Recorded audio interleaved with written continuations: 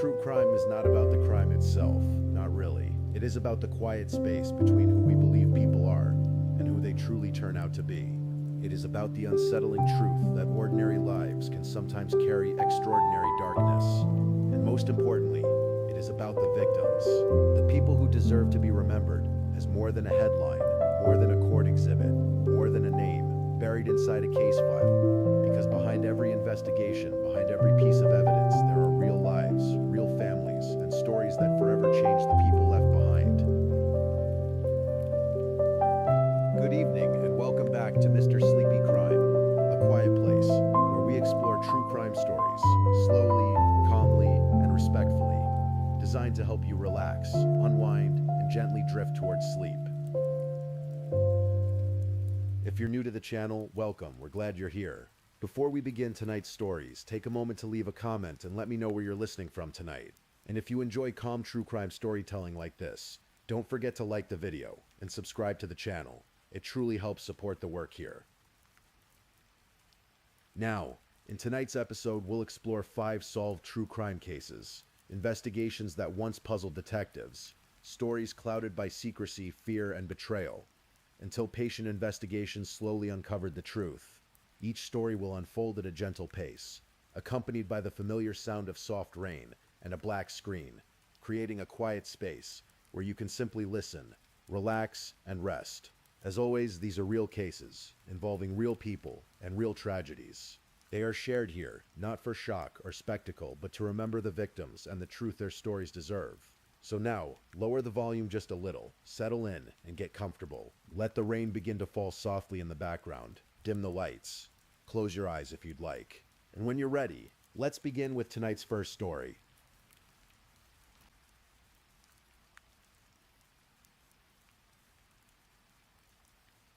Story 1. The Case of Kevin West.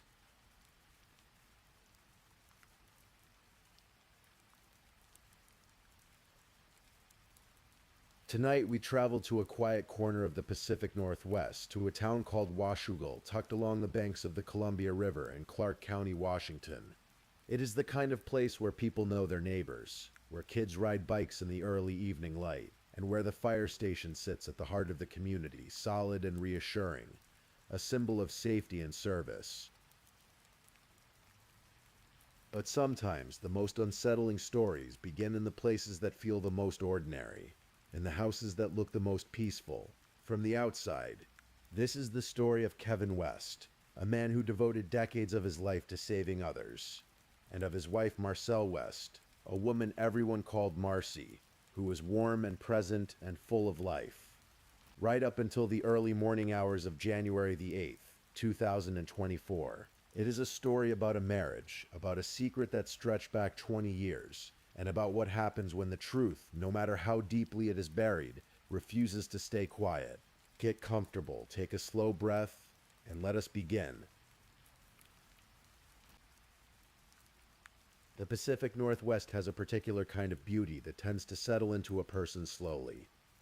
The wide rivers, the pine-covered ridgelines, the gray skies that soften everything below them. It is the sort of landscape that makes a life feel permanent, rooted. And for Kevin and Marcy West, it was home. The two of them had met years earlier, in Eugene, Oregon, a college town further south along the Willamette Valley. At the time, Kevin was working at Eugene Fire in non-emergency medical transport, still building toward his dream of becoming a full firefighter and paramedic. Marcy worked for Peace Health, a regional healthcare network, and from all accounts, she was the kind of person who made a room feel warmer just by being in it. They married, and they built their life together. Kevin's career grew. He moved into firefighting, then paramedicine, and eventually rose through the ranks of the Washougal Fire Department, one of the small but respected departments that served the twin communities along the Columbia. He became a battalion chief, a position of real responsibility and standing in any fire department. 25 years as a first responder, trained in emergency medicine, trusted by his crew, respected in the community. From the outside, Kevin West was the kind of man who inspired confidence, the kind of man you were glad to see show up. And for a time, the life he shared with Marcy reflected that image. They raised 2 children together, a son named Ted and a daughter named Megan. They owned a home on 34th Street in Washougal. They were, by most appearances, a family. But appearances, as this story will remind us, can hold a great deal of weight that they were never designed to carry. Marriages, like old houses, can develop fractures that go unnoticed for a long time. Small tensions, unspoken disappointments, the slow accumulation of distance that nobody quite addresses, until one day you look up and realize how far apart two people have drifted. By Kevin West's own account, the marriage to Marcy had been struggling for years. He would later testify in court that intimacy had faded early in the marriage, around the time their first child was born, and that financial stress had added further strain. In 2015, he and Marcy separated briefly for roughly 2 to 3 weeks, but they came back together. They had what Kevin called a heart-to-heart, a weekend trip to the coast, and resolved to try again. He would later say there was a big turnaround after that Marcy was present, that they learned to get along better. But peace, he also said, did not last long. The same issues kept arising, and Kevin West, in the quiet spaces of his marriage, began to carry something he had not disclosed to anyone: a name, a history, a feeling that had never quite gone away. Her name was Cynthia Ward. Kevin had first met Cynthia around 2004, when she was a volunteer firefighter with the Washougal Department. They were both young, both connected to the fire service world, and they entered into a brief physical relationship, one that lasted only a few months before Cynthia moved away and the connection faded. Marcy and Kevin had been married for approximately 2 years at that point. Life moved forward. Decades passed. Kevin stayed in his marriage, and the name Cynthia Ward became, for a time, just a memory. Then, in late 2023, he sent her a message on Facebook. It was just a few words. Something simple. A question that asked whether she was the same Cynthia he had known back in the day from Washougal. A door cracked open, and she replied. What followed after that first message moved quickly. The two of them began communicating regularly, and almost from the start they chose to do so in private. They moved their conversations to WhatsApp, a messaging application that encrypts its content, chosen specifically, Cynthia would later say in court, because of its security measures. Because both of them were in relationships. Both of them understood what they were beginning. Kevin was still married to Marcy. Cynthia was in a long-term relationship of her own. But the messages kept flowing, across the months, building towards something that would eventually require a decision. They met in person. They had secret rendezvous at hotels along Airport Way, tucked away from familiar faces. They took trips together, to the coast, to Nevada to meet Cynthia's mother. Kevin introduced Cynthia to his own mother and sister, in Eugene, presenting her simply as Cynthia, a friend, with no further explanation. By January of 2024, Kevin West was not just managing a quiet and deteriorating marriage. He was managing a parallel life, one that had grown more serious and more urgent with every passing week. And the pressure, it seems, was building. In the first days of that new year, Kevin sent a series of messages that would later be retrieved from his phone by investigators. Messages that had been deleted, but that forensic examination pulled back from the digital silence. On the 3rd of January, 2024, Kevin sent a message to Cynthia's brother-in-law. The words were direct. He said he was moving out on Monday, that the papers would be done Tuesday. He said he knew where he stood. That Monday he had planned would be January the 8th. The divorce papers would be finished on January the 9th. He also sent a message to Cynthia's mother, Waltod Ward, with a warmth that felt like a man who believed he was on the verge of something new. He told her he was meeting his attorney on January the 9th, and that he would have options to decide from. He said he was very excited. He said next week would be a big week for Cynthia and himself to celebrate. He had even written letters to Cynthia, letters discovered later in his garage, addressed to her. In one of them he had written that the coming year, 2024, would be their year, that they would be together, celebrating every day, that their story would ring in the new year loud for all to hear. Those are the words of a man with a plan, a man with a date circled on a calendar, a man who had made up his mind. The only question that remained, the question that would consume a courtroom 2 years later, was exactly what that plan required of him before he could walk out the door. Breathe in slowly and settle a little deeper. The night of January the 7th into the 8th began quietly enough. At the West family home on 34th Street in Washougal, Kevin would later tell investigators that it had been a normal evening.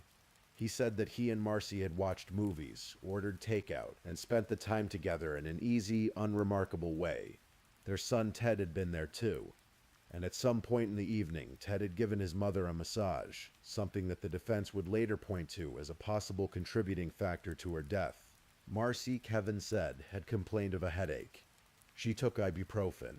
She felt nauseated, vomited at some point, and then decided to go to bed. Nothing unusual, Kevin told police. Just a headache. Just an ordinary night becoming an ordinary sleep. But at 4:27 in the morning, on January the 8th, 2024, a call came into emergency dispatch. It was Kevin West. He reported that his wife was unconscious, that she was having a seizure, that she had stopped breathing. Came as Washougal Fire, and the Washougal Police Department responded to the address on 34th Street. When first responders arrived, they found Marcy West on the floor, unresponsive in sweatpants and a bra. Her husband, a man they knew, a man who was their own battalion chief, was there with her. The first responders worked to save her. They used a defibrillator. They administered epinephrine. They performed resuscitation measures for what must have felt like an agonizing stretch of minutes. At 5:11 in the morning, Marcelle West was pronounced dead. She was 48 years old.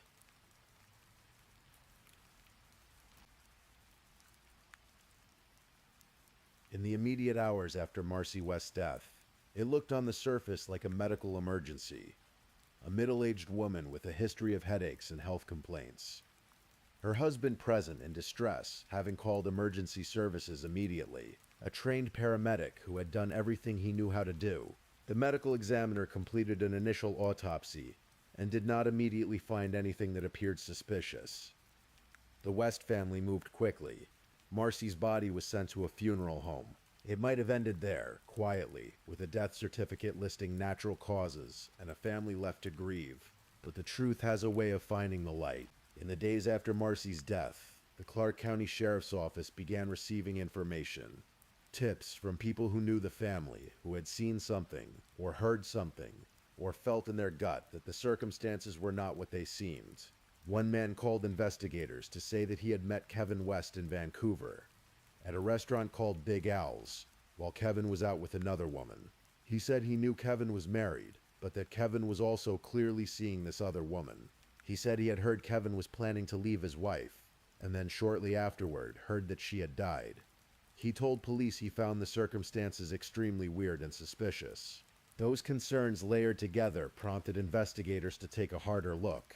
The Clark County Sheriff's Office took over from local responders, citing concerns about potential conflicts of interest, given Kevin West's position within the fire department. Detective Dean Telexon led the investigation, and what he found piece by piece painted a picture that was very different from the one Kevin had offered. Kevin and Marcy's cell phones were seized. When forensic analysts examined Kevin's phone, they found hundreds of deleted messages. Messages that Kevin had clearly attempted to erase. But deletion in the digital world is rarely as complete as it feels. The content of those messages came back, and with it the story of January the 8th began to change. Alongside the digital evidence, investigators asked the medical examiner's office to conduct a second, more thorough examination of Marcy West's body. This time the focus was directed specifically at her neck and head, and this time what they found could not be explained away. The second autopsy was meticulous, and its findings were significant. The medical examiner found bruising beneath Marcy's jawline, bruising behind and below her earlobes. There was swelling in her brain. There was bilateral subcutaneous hemorrhaging on her neck, meaning bleeding beneath the skin on both sides. Injuries had been sustained to the carotid sheath, the carotid artery, and the esophagus, the soft internal structures of the throat. The cause of death, upon this second examination, was determined to be asphyxia, with blunt neck trauma. In plain terms, Marcy West had been strangled. The injuries were consistent with what medical and forensic experts describe as vascular strangulation, a form of strangulation that can cause death without leaving immediately obvious external marks, and that requires sustained pressure applied to the neck. The manner of death was ruled a homicide, and Kevin West, the battalion chief, the paramedic, the man who had called 911 to report his wife's seizure, became the primary suspect in her murder. He was arrested on March the 22nd, 2024, approximately 2.5 months after Marcy's death. He was charged with first-degree domestic violence murder and second-degree domestic violence murder in Clark County Superior Court. A judge set bail at $1.5 million. Kevin West posted bail and was released, barred from his residence and prohibited from possessing firearms. He pleaded not guilty.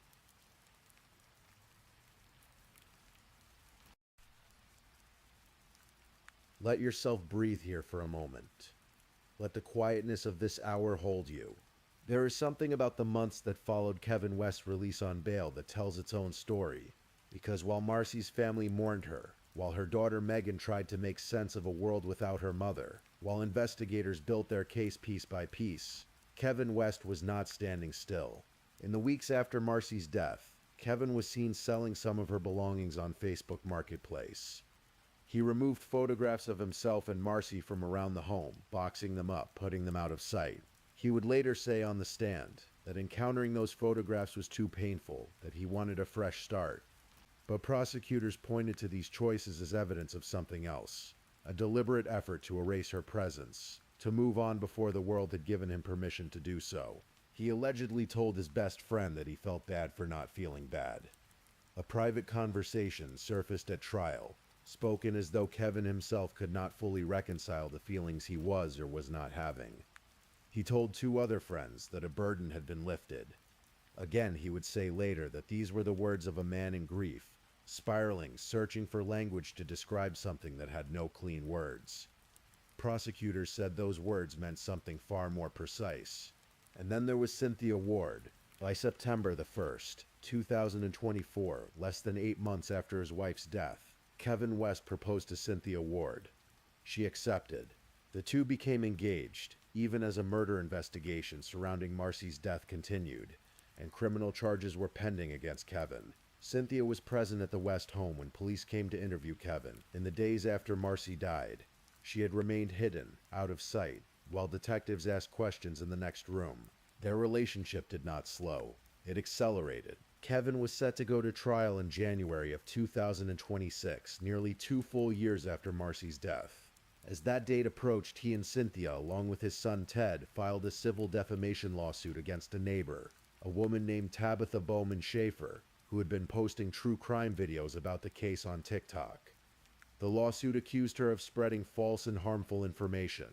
The lawsuit filed just days before the murder trial was set to begin. The story was becoming something the community was watching closely. And then on January the 7th, 2026, the courtroom doors opened and Kevin West's trial began. The trial unfolded over 2 weeks in Clark County Superior Court in Vancouver, Washington. The courtroom was full. The case had drawn significant public attention, in part because of Kevin's position in the fire department, in part because the story had spread through social media in the months leading up to the proceedings. Deputy Prosecutor Melinda McMahon delivered the opening statement for the state. She told the jury, with quiet precision, that this case did not begin as a homicide investigation, but that what mattered was not how it began, but how the truth ultimately emerged. She outlined her theory of the crime. She said Kevin West strangled his wife to death in their home on the morning of January the 8th, 2024, and then called 911 to report a seizure, counting on the emergency system, and perhaps on his own standing within it, to accept that explanation without question. McMahon pointed out something that the prosecution considered particularly significant. When Kevin West called 911, the first responders who arrived were people who knew him. They were his colleagues, his crew, people who worked in the same fire department where he was a battalion chief. McMahon told the jury that those first responders trusted what Kevin told them, because it wasn't an unknown caller. It was someone who was a friend, someone they trusted, and most importantly, someone who was trained in life-saving measures. Kevin had, she argued, used that trust as a shield. The defense, led by attorney Brian Walker, presented a different narrative entirely. Walker acknowledged the affair openly. He did not try to pretend it had not happened, but he argued firmly that an affair and a murder were two entirely different things. He said that Marcy West had a history of persistent health problems, including severe and debilitating migraines, and that these underlying conditions, combined with other factors, could have triggered the seizure that killed her. Walker pointed to the massage that Ted West had given his mother earlier that evening, suggesting it may have contributed to a physical cascade that ended in her death. He also argued that the first responders on scene had provided substandard care, and that their failures may have played a role in the outcome. Walker told the jury that Kevin West had spent 25 years as a paramedic, and that on the morning of January the 8th, he had used every skill he had to try to save his wife's life. Witness testimony followed over the course of the trial, building the evidence from multiple directions. The medical examiner, Dr. Martha Bird, testified about the physical findings, describing in clinical detail the injuries she had observed consistent with strangulation. A second medical reviewer confirmed those findings. The injuries to the internal structures of Marcy's neck were not the kind that arose from a seizure, or from a massage, or from an untreated medical condition. Cynthia Ward took the stand. She testified about the timeline of their relationship. She confirmed the renewed affair in 2023. She confirmed Kevin's expressed intentions to leave Marcy. She said, with a kind of measured calm, that eventually he was going to leave Marcy at some point. She acknowledged that she could not say exactly when that would have been. She also confirmed that Kevin had proposed to her in September of 2024, that they were engaged, that they were building a life together. A former colleague of Kevin's, a paramedic with 40 years of experience, filed a victim impact statement with the court that was devastating in its directness. This man wrote that the call to the West House on the morning of January the 8th had been the worst call of his entire career, and that it was made unbearable by Kevin West's lies. He wrote that Kevin had violated the brotherhood and sisterhood of the fire department, and then Kevin West himself took the stand. He was, by accounts of those in the courtroom, emotional. He wept. He described the night in question in quiet, measured detail. He said the evening had been peaceful, cards, movies, an easy day. He said that when he woke in the night and heard their family dog whimpering, he found Marcy in distress, and that he had done everything in his power to help her. He looked at the jury and said he did not kill his wife. Under cross-examination, he acknowledged the deleted messages. He acknowledged selling Marcy's belongings. He acknowledged removing her photographs. He acknowledged the words about a burden being lifted. He said that these were the words and actions of a grieving man, not a guilty one. He said he could not explain his grief. That grief had no clean logic. He also acknowledged something that had been raised during the trial, and that Megan West had spoken about in hushed but furious terms. That in the days after Marcy's death, he had turned to his daughter and asked her a question. He had asked her if she felt relieved that her mother was gone. It was a question that for Megan would become the most haunting single moment of her experience of this case.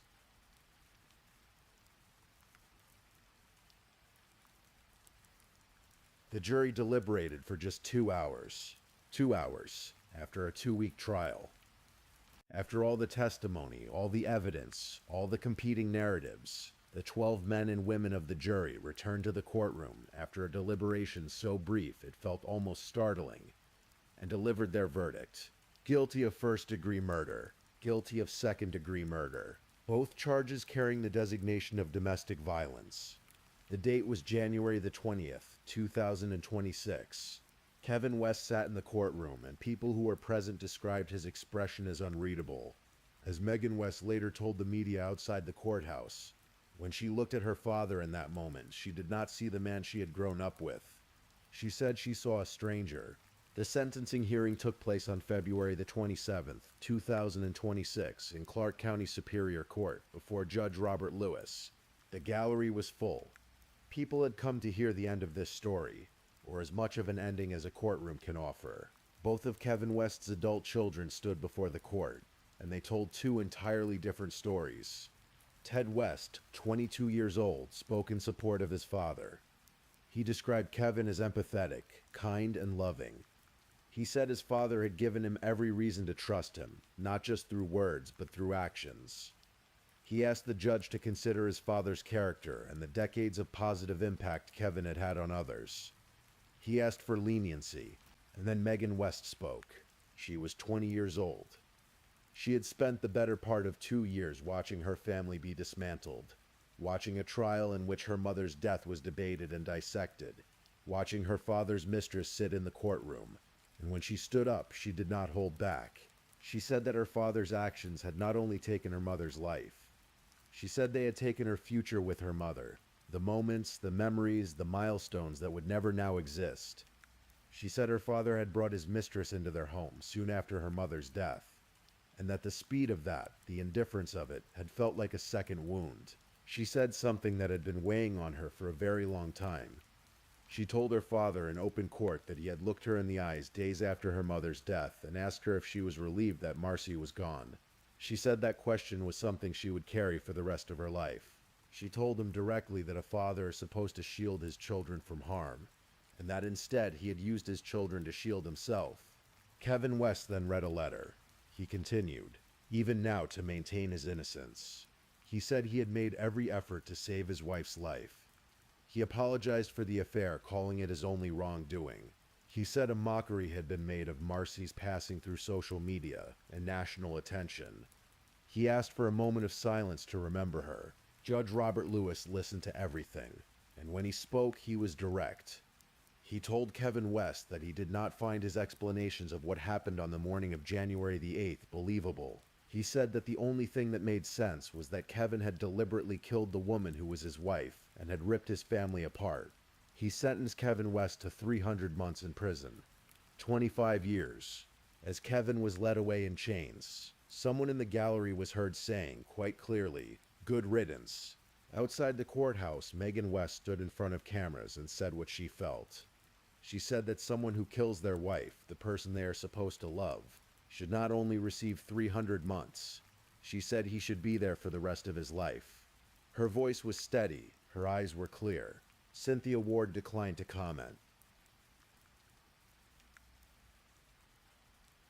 The Columbia River still moves along its banks in Washougal, quiet and wide and indifferent to the lives played out on its shores. The fire station is still there on its corner. The community goes on. Marcy West, the woman who asked her daughter to sing on long drives, the woman her daughter described as present, nurturing, and strong, is gone.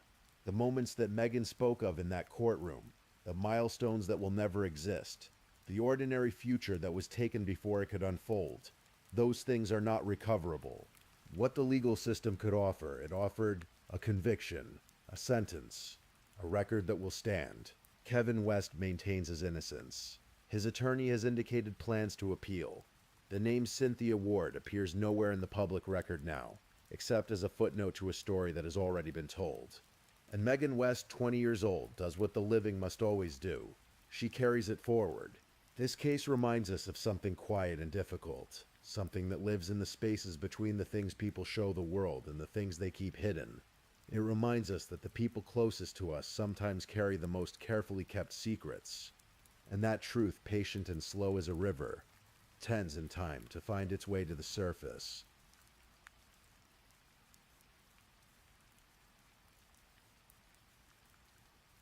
If this is your first time listening to one of our true crime stories, welcome to Mr. Sleepy Crime, where we explore these cases in a calm and respectful way.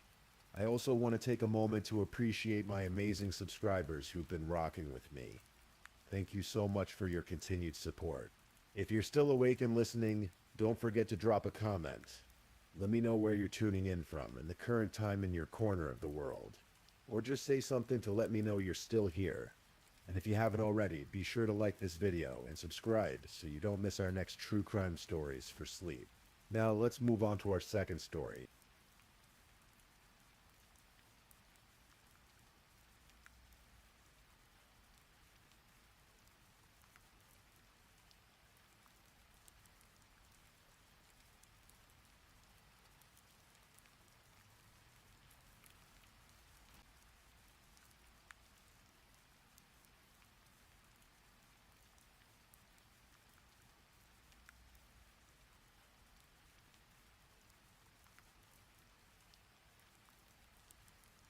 Story 2. The Case of Vicki Arlene Jensen.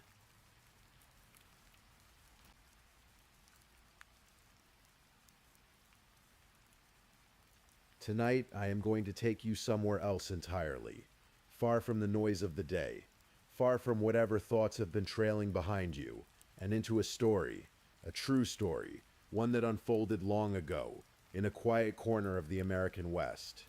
This is a story about obsession, and about the slow, creeping kind of love that turns over time into something unrecognizable. It is a story about a woman who could not let go, and about another woman, an innocent woman, who paid an unimaginable price for something she never chose. It is a story that happened in a small Idaho town, beneath wide-open skies, where neighbors knew each other by name, and where no one saw what was coming. Tonight, we will move slowly and carefully through every chapter of this story. There is no need to rush. The night is long, and I am right here with you. So breathe in slowly, breathe out gently, and let your eyes grow soft. This is the story of Vicki Arlene Jensen. To understand what happened in the autumn of 1999, we have to go back much further than that.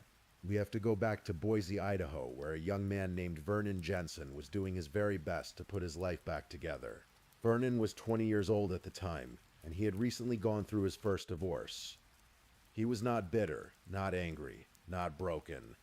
He was simply young and a little lost, and quietly hopeful that things would get better. He was studying to become a respiratory therapist, working long shifts at a hospital in Boise, and slowly learning how to be on his own again. It was at that hospital where he first met her. Her name was Vicki. She was a registered nurse, older than Vernon by several years, and she was at first glance everything a person might admire. She was capable and confident, and she seemed to have a warmth about her, the kind of warmth that draws people in. She was also a divorced mother, raising a young son on her own. And when she and Vernon began spending time together during long hospital shifts, something between them began to grow. Vernon described it later as a connection, a friendship that deepened slowly. He did not think of it as serious, not at first. They were colleagues, and then they were something more. But he was careful, he was healing, and he was not quite ready for what Vicki, it turned out, had already decided about them. The first sign came early, and it should have told him everything he needed to know. One weekend, Vernon left town with his friends for a few days. When he returned to the home he shared with his mother, she told him he needed to call Vicki right away. Vicki had been trying to reach him, but here was the thing that made Vernon uneasy, the small cold thing that settled at the back of his mind. Vicki did not have his home phone number. She had never been to his mother's house. She had never even met his mother. Yet somehow she had found the number. When Vernon asked her about it at work the following week, Vicki admitted, without any apparent shame, that she had called every single Jensen listed in the Boise phone directory, one by one, until she found the right house. She said it as though it were a perfectly reasonable thing to do, as though determination alone made it acceptable. Vernon felt unsettled, but he was young, and perhaps he told himself that it was just enthusiasm, that it was simply a sign of how much she cared. He would tell himself that for a long time to come.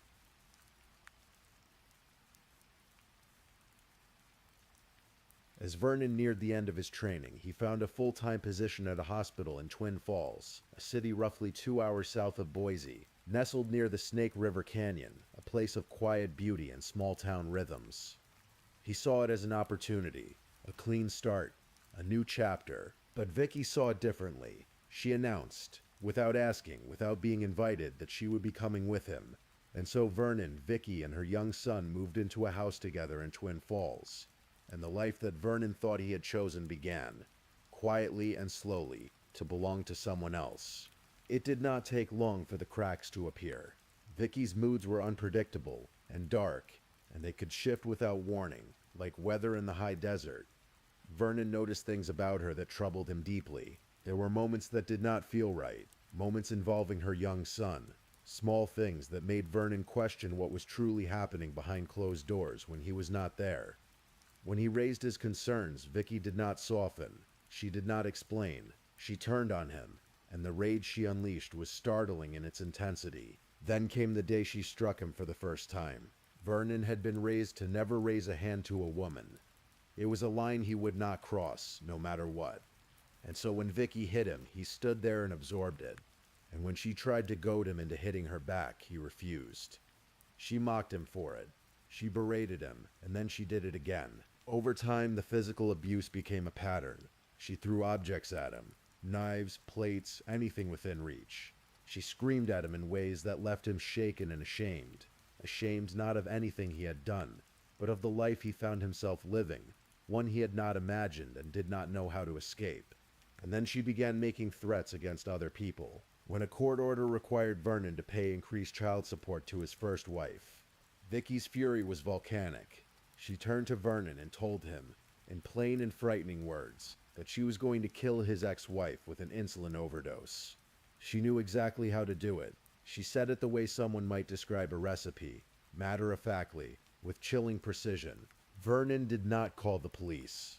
Looking back, he would say that he did not believe, even then, that she would truly follow through. He told himself he could manage the situation. He told himself he would handle it. He was wrong. At some point, a person reaches a threshold. For Vernon Jensen, that threshold arrived quietly, without a dramatic moment or a final straw. He simply looked at his life and looked at this woman and understood, with a clarity he had not allowed himself before, that he had to go. He moved out. He began working extra shifts at the hospital, quietly saving money, slowly building the financial ground beneath him, that he would need to hire a divorce attorney and start over. And as he found his footing again, he began cautiously to let himself feel something other than fear. He met a woman named Aletta Diane Ray. Aletta was a nurse's aide who worked at the same hospital. She was 33 years old, and she was, by every account from every person who knew her, someone of remarkable warmth. She cared for her patients with a gentleness that went beyond the professional, beyond duty. She never lost patience, not even when patients were difficult. She kept her smile through long shifts and hard days. She had a voice that Vernon described as soothing, a voice that made the people around her feel that things were going to be all right. She was also a mother. She had a daughter, a little girl who was just 3 years old, with whom Aletta was completely, wholly devoted. That little girl was the center of her world. Vernon and Aletta grew close. There was a naturalness to it, a warmth that asked nothing and demanded nothing. Vernon described it as breathing fresh air after a very long time underground. He felt hopeful for perhaps the first time in years. He felt like himself again. In the summer of 1999, they moved in together, settling into an apartment in Twin Falls with Aletta's young daughter. They were building something small and good, and they were making plans. Quiet plans, hopeful plans. The kind that felt solid for the first time. But Vicky was watching.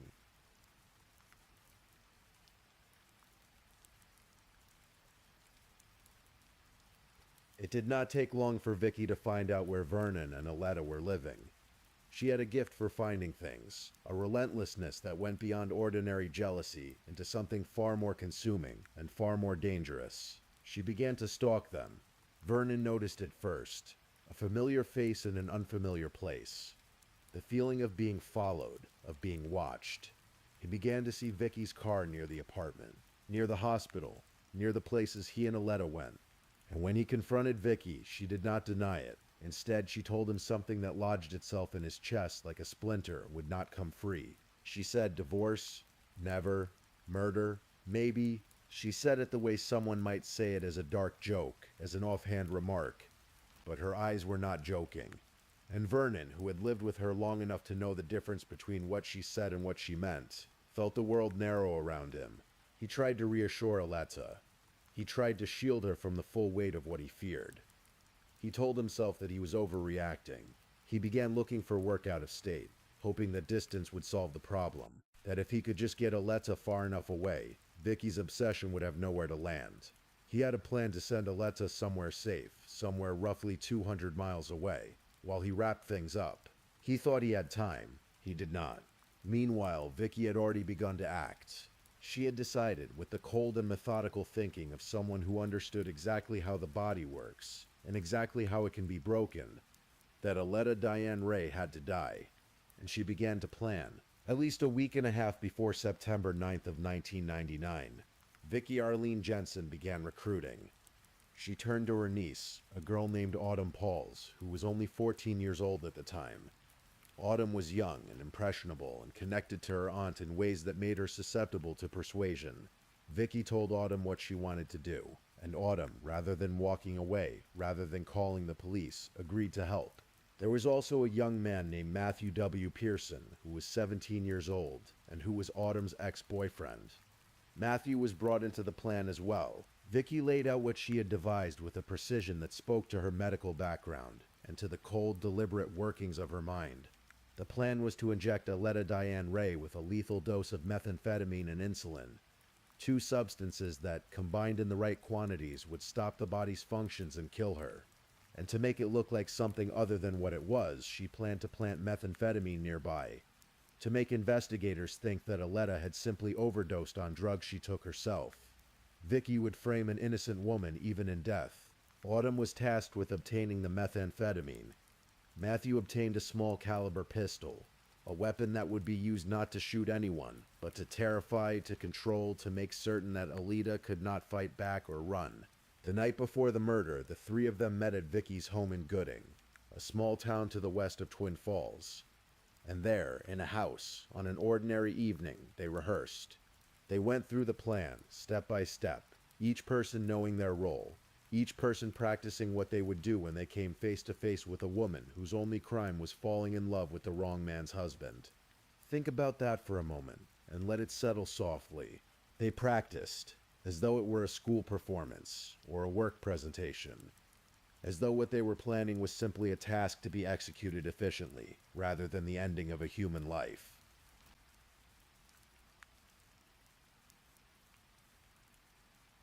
The morning of September 9th, 1999 arrived, the way most mornings do in Twin Falls. Quietly, with light coming slowly over the flat horizon, and birds making small sounds in the trees along the canyon rim. Vernon Jensen left for work early that morning. He kissed Alewa goodbye.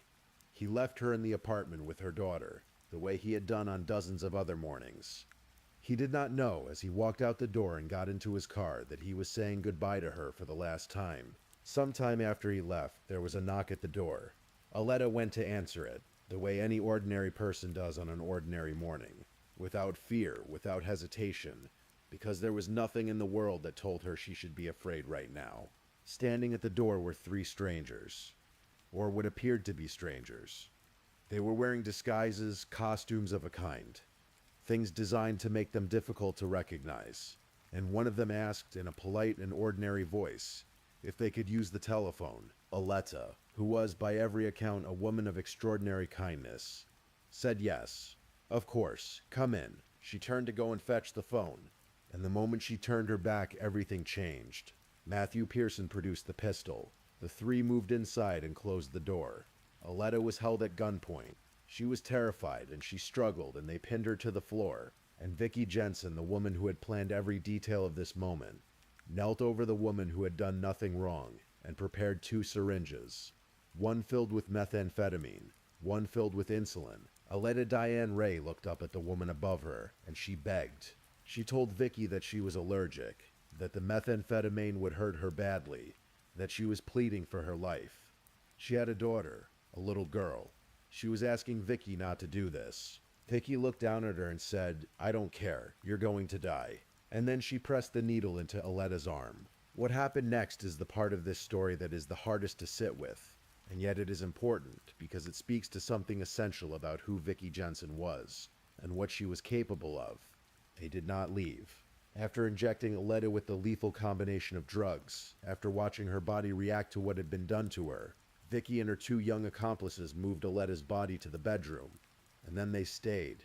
For nearly an hour, they remained in that apartment, watching Aletta Diane Ray suffer and struggle to breathe, watching the life leave her body while her 3-year-old daughter was present somewhere in that home. They left only when Vicky was satisfied, when she was certain enough that Aletta would not recover, would not be able to call for help, would not survive. Then, and only then, they walked out of that apartment and drove away, leaving behind a dying woman and a small child. A few hours later, Vernon Jensen came home from work. He found Aletta in the bedroom, face down on the floor. There was a syringe nearby, placed deliberately, planted there to tell a false story. He knew, in the part of him that had feared this for months, exactly what had happened. He knew who had done it, and the grief and the guilt and the fury that moved through him in that moment were by his own description almost beyond what he could carry. He called for help. Emergency services arrived. Alida Diane Ray was declared dead at the scene. Her daughter had been there. She had seen things that a child should never see.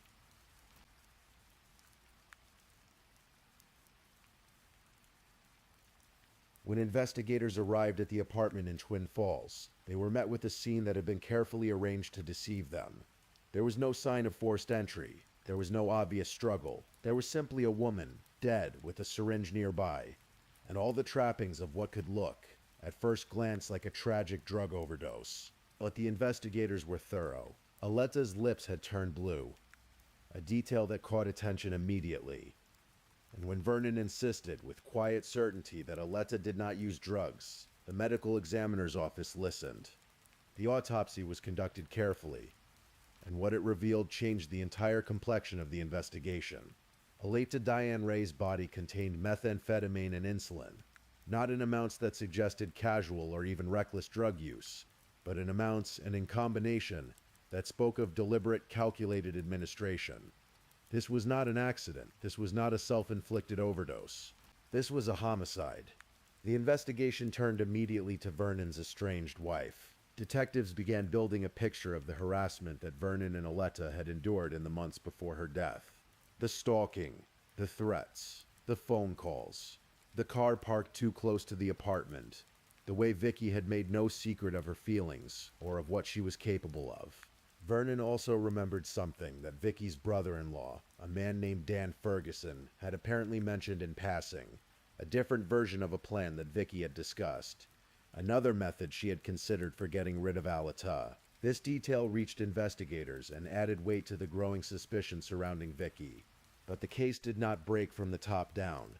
It broke from the bottom up, in the way that many cases do, through a teenager who could not keep a secret. Autumn Pauls was 14 years old when she stood in that apartment and helped restrain a woman who was begging for her life. And Autumn Pauls, who had been pulled into something by her aunt that she perhaps did not fully understand the weight of until it was over, did what young people sometimes do when they are carrying something too heavy. She told someone. She confided in a friend. The details she shared were vivid enough and disturbing enough that the friend went to the police. And with that single conversation, the careful architecture of Vicky Jensen's plan began to come apart.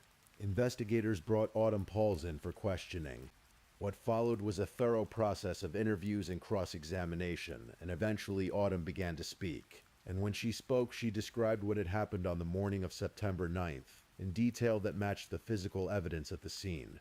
Detail that could only have come from someone who had been in that room. Vicky Arlene Jensen was arrested in February of the year 2000, roughly 5 months after the murder. She was 30 years old.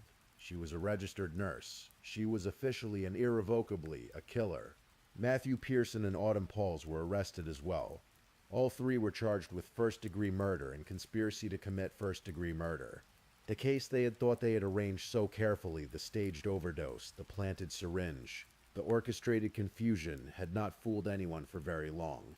The truth had found its way out, the way it so often does, through the conscience of someone who could not carry the weight of what they had done. When the cases came to trial, or more precisely, when the defendants were brought before a judge, each of them made the same choice.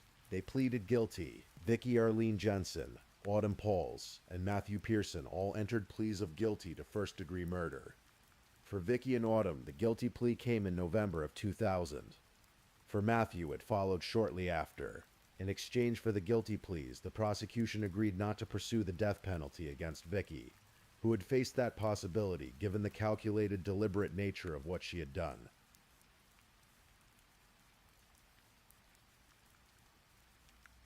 The sentencing hearing for Vicky Jensen was held in 2001, and what the judge said at that hearing has been quoted by those who were there as among the most pointed and direct words ever spoken in the courtroom of Twin Falls County's 5th District. Judge Roger Burdick, who presided over the case, looked at Vicky Jensen and called her the evil mastermind of a perverse and horrendous crime.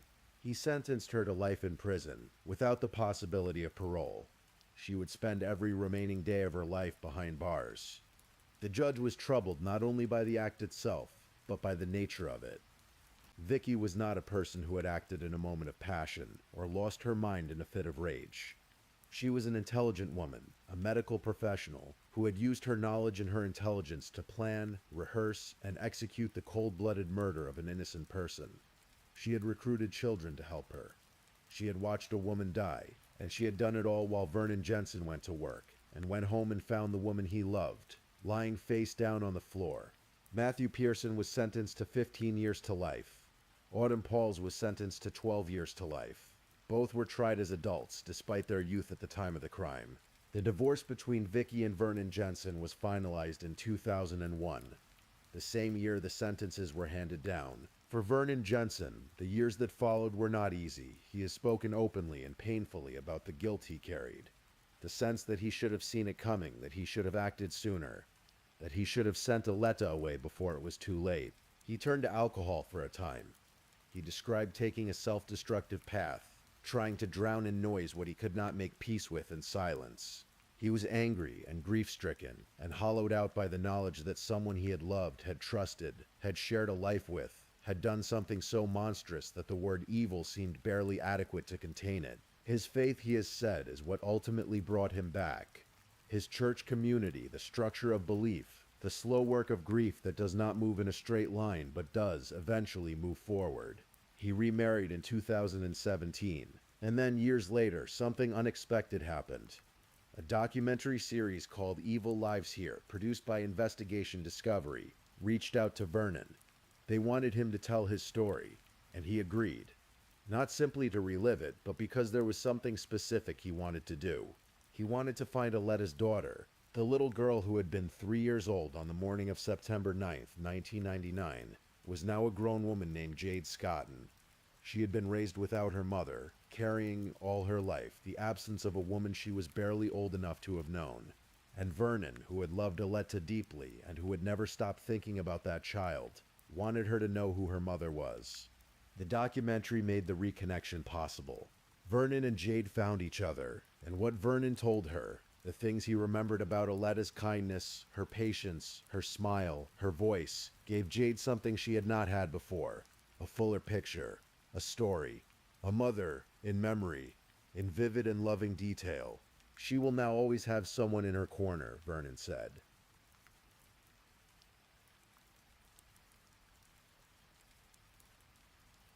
Vicky Arlene Jensen remains in the custody of the Idaho Department of Corrections.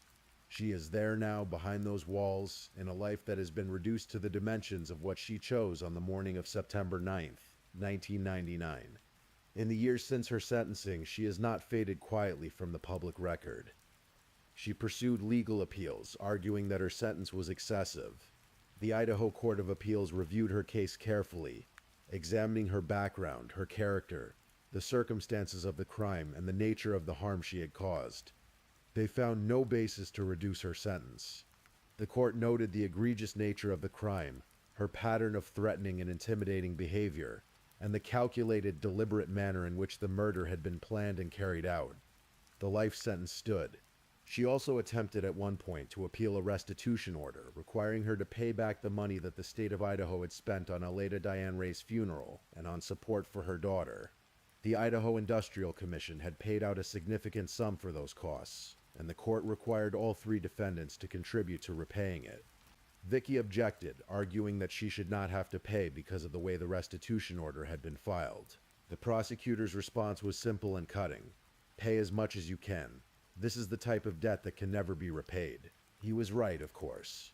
No sum of money, no legal argument, no appeal filed from a prison cell could begin to address what had been taken from Aletta Diane Ray, from her daughter, and from everyone who had loved her. Autumn Pauls was released on parole in 2015, having served her sentence. As of recent records, she has been living in Idaho Falls, Idaho. Matthew Pearson remained incarcerated with parole eligibility until at least 2015 as well. And then there is Aletta. It is easy in stories like this one to let the villain consume all the light, to spend so much time on the darkness that the person at the heart of it all, the person whose life was taken, begins to blur at the edges, to become a fact rather than a feeling. I want to make sure that does not happen here. Aletta Diane Ray was 33 years old when she died. She was a nurse's aide who approached her work with a tenderness that her colleagues never forgot. She did not get short with difficult patients. She did not carry impatience into the room. She brought her smile in with her every single day, and she left it with the people who needed it most. She was a mother. She had a daughter she adored completely, a little girl who was the whole architecture of her love.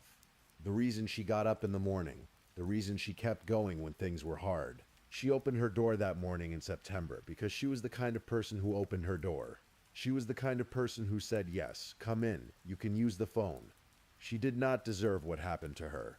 She had done nothing wrong. She had simply loved a man and made a home with him and tried to build a life that was good and quiet and real. And she begged for that life. In those last moments, with everything she had, there is something important in remembering that. Not because it is comfortable, but because Aletta Diane Ray deserves to be remembered. She deserves to be more than a name in a court document or a detail in a crime case. She was a real woman, with a real laugh and a real voice and a real little girl who grew up without her. Jade Scott and her daughter carries her forward now. She has Vernon Jensen to call. She has a fuller picture of who her mother was.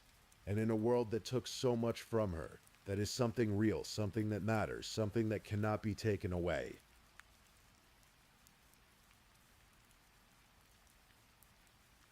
The story has been told, all of it, from the beginning to the end. From the hospital corridors in Boise, to the apartment in Twin Falls, to the courtroom and beyond. It is a heavy story, as true stories often are, but it is also a story that ends, in its own imperfect way, with truth prevailing, with a little girl growing up and finding decades later the voice of a man who loved her mother, and who wanted her to know it. There is something in that worth holding on to, as you close your eyes now, as your breath slows and the weight of your body settles more deeply into the bed beneath you. Justice does not undo what has been done. It never can, but it names things correctly. It says plainly and without apology that some things are wrong, and that those who do them will be held, finally and fully, to account. Aletta Diane Ray was loved. She mattered. She is remembered. If you're still awake and listening, check whether you've left your little goodnight comment. I always check your comments before I sleep too. And if you haven't already, don't forget to like this video and subscribe so you don't miss our next true crime stories for sleep. Meanwhile, let's move on to our third story.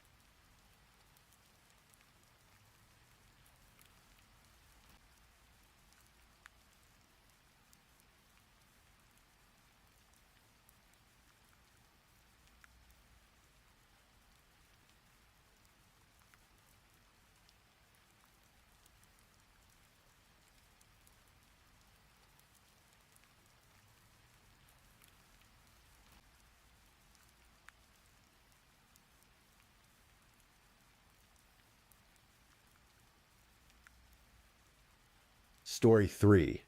The Case of Caleb Flynn.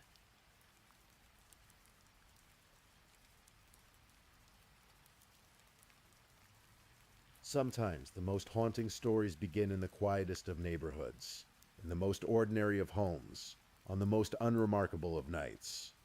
A cul-de-sac in a small Ohio town, a sleeping household, a man who once sang of love on national television, and a woman beloved by her community who would never see the morning. This is the story of Caleb Flynn and the death of his wife Ashley.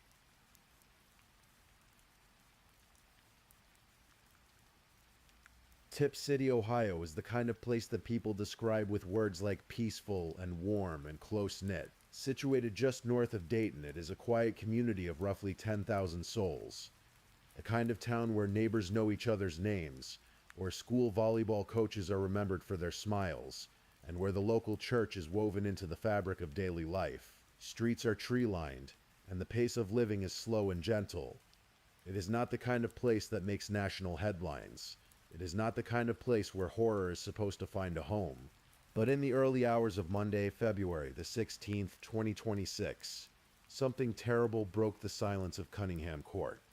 A 911 dispatcher received a frantic call at around 2:30 in the morning.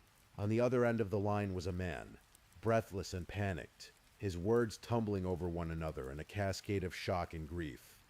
"Oh my God," the caller said. "Somebody broke into my home. Somebody broke into my home and shot my wife."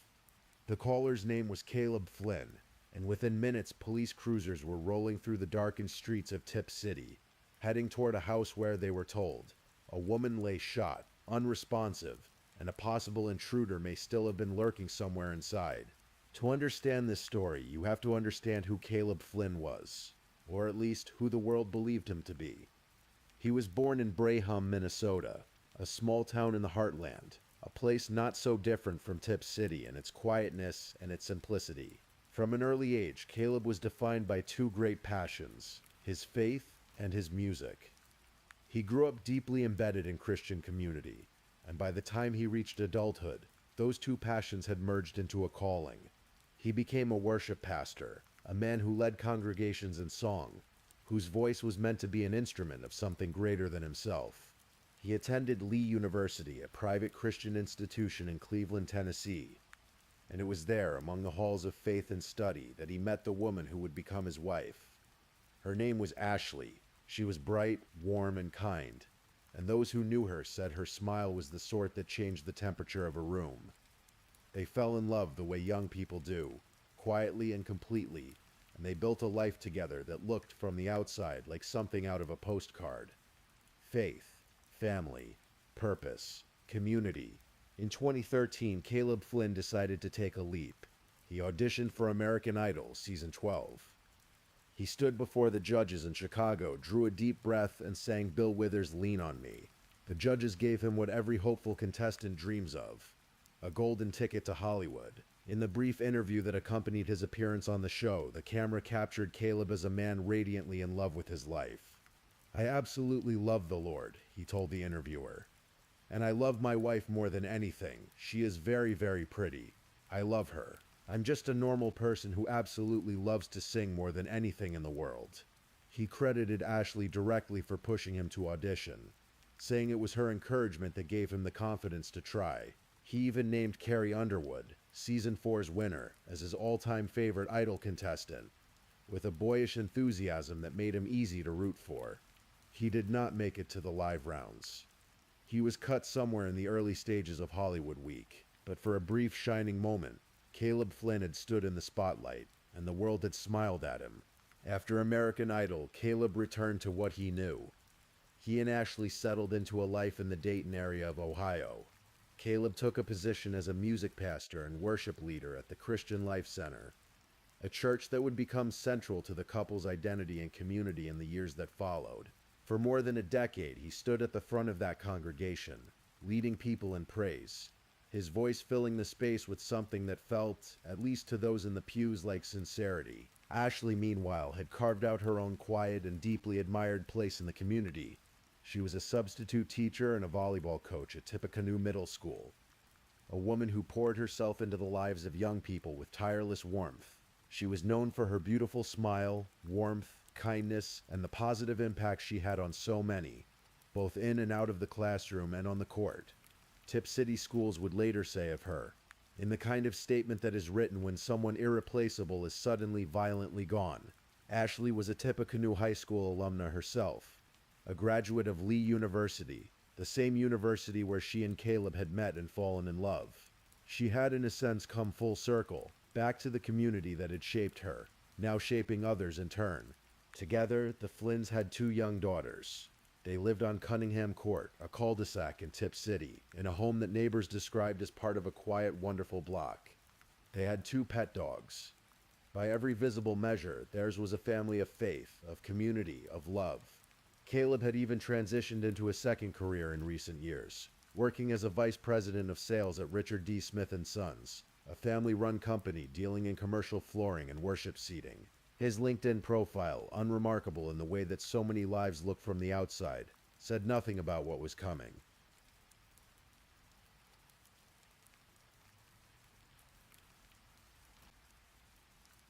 The night of February the 15th, 2026 blended quietly into the early morning hours of the 16th. In the Flynn household on Cunningham Court, the 2 daughters were asleep in their rooms. The house was dark. The neighborhood was still. Whatever happened in those hours, in that bedroom between those 2 people, only one person is alive to tell of it, and that person is Caleb Flynn. At 2:31 in the morning, the Miami County Communications Center received the call. Caleb's voice, on the recording that was later released to the public, is the voice of a man in either profound distress or a profound performance of it. "Oh my God, somebody broke into my home. Somebody broke into my home and shot my wife," he says. "My wife, she's got 2 shots to her head. There's blood everywhere. Oh my God, oh my God, oh my God." When asked if Ashley was breathing, Caleb replied, in a voice that cracked and splintered, "No, I don't think so." And then dissolving, "Ashley, Ashley, baby, baby, please. Oh my God, she's not." He told the dispatcher that he had been in the girl's bedroom before discovering what had happened. He said the door leading to the garage was wide open when he found it. He said the door leading to the garage was wide open when he found it. He said it was pitch black in the house. He said he did not know if an intruder was still inside. The call lasted nearly 8 minutes. In that time, the dispatcher instructed him to place something over the gunshot wounds. Officers were already en route, cutting through the sleeping dark of Tip City. When police arrived at the scene on Cunningham Court, they found Ashley Flynn in the master bedroom. She was in bed. She had been shot twice in the head. 2 shell casings lay on the floor near the foot of the bed. Ashley was pronounced dead at the scene. Their 2 daughters, unharmed, had slept through the entire event, unaware that their mother was gone. From the very beginning, the details of the scene troubled investigators. There were signs of what appeared to be forced entry, but something about those signs felt wrong. Officers moved through the house carefully, methodically, the way they are trained to do. And as they did, the story Caleb had told began to develop small, quiet fractures. In the garage, officers noticed the side door on the north side of the house was open. But when they looked more carefully, they saw something significant. A large refrigerator had been placed in front of that door. To open the door from the outside, as a burglar would have needed to do, someone would have had to push that refrigerator out of the way. There was no evidence of this. The refrigerator had not been moved, and yet the door was open. Officers noted, too, that the center console of a 2024 Ford truck parked in the garage was also open. Earlier, Caleb had mentioned to one of the first responding officers that this was the location where he stored his handgun. The console was open. The gun presumably was gone. Court documents would later allege that Ashley Flynn had been shot with a 9mm handgun. Caleb Flynn owned a 9mm handgun. The staging of the crime scene, investigators would conclude, was meant to lead officers toward a story about a home intruder. Instead, it led them quietly and inevitably toward the man who had made the 911 call. When police body cameras were eventually released to the public, they offered a window into those first chaotic, grief-soaked minutes after officers arrived. The footage inside the house was largely blurred, out of consideration for the family and the sanctity of the scene. But the footage outside was not blurred, and what it captured painted a deeply ambiguous portrait of a man in crisis. Caleb Flynn is seen sobbing. He is shaking, visibly struggling to breathe. He asks an officer again and again, "Is she gone?" And when the weight of the answer settles on him, he says over and over, "Oh my God, oh my God, oh my God." At one point, he walks to the front yard and vomits. He is visibly in pieces. A woman, later identified as the children's grandmother, is seen comforting him as he says, "The girls don't know." He picks up his phone and calls his mother, who lives in Minnesota. "Mom," he says, "Ashley's dead. Someone broke in. She's dead." The call is brief, devastating, and recorded for the world to eventually hear. It is a portrait that could be read 2 ways. Either this was a man shattered by the worst night of his life, a husband destroyed by the sudden, senseless loss of the woman he had loved since college, or it was something else entirely. The officers on scene watching him closely made a quiet decision early on. One officer whispered to another, as captured on camera, to stay with Flynn at all times. He was not a suspect yet, not formally, but he was being watched. Later, Caleb voluntarily agreed to go to the Tip City Police Department and speak with detectives. He sat across from investigators and told them his version of events. He told them about the open garage door. He told them about finding Ashley. He told them everything he wanted them to know.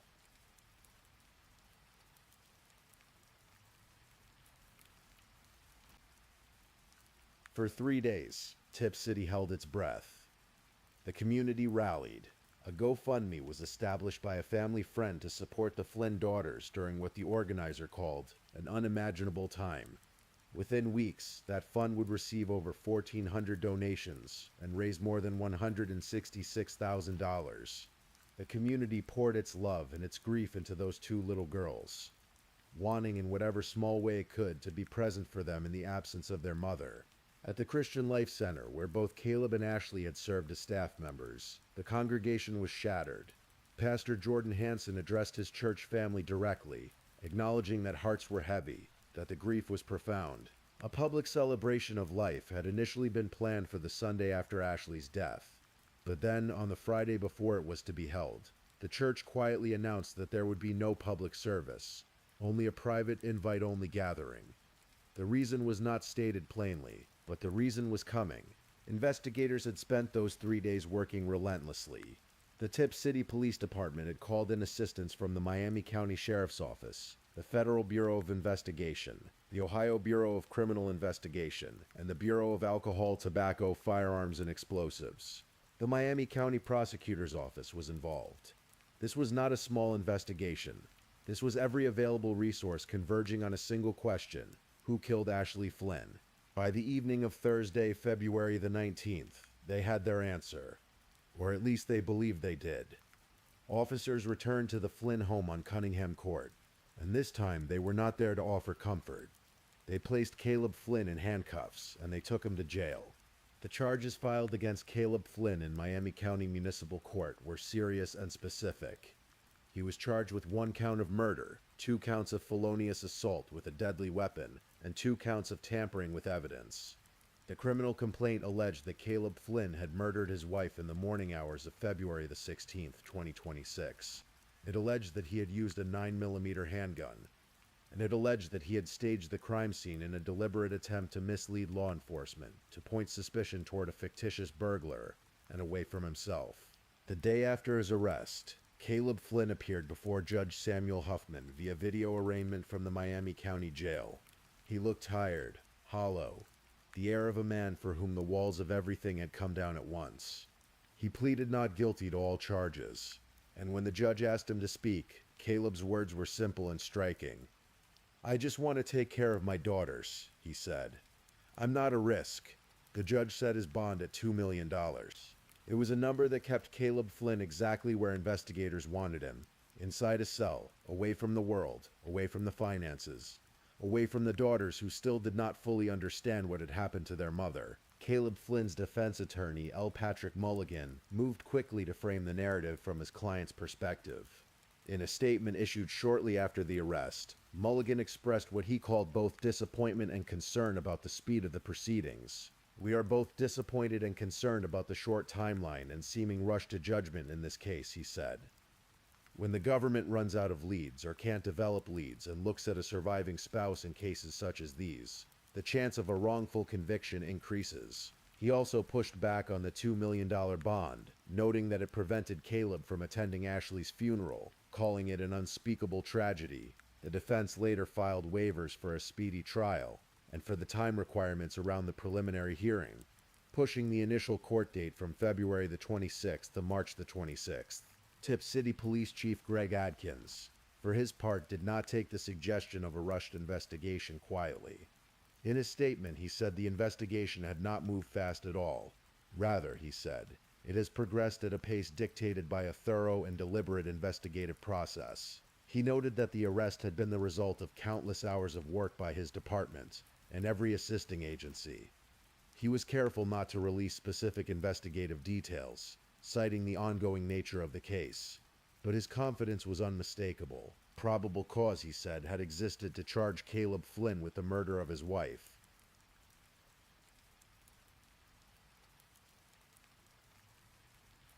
As the weeks passed and the case grew, a new dimension emerged.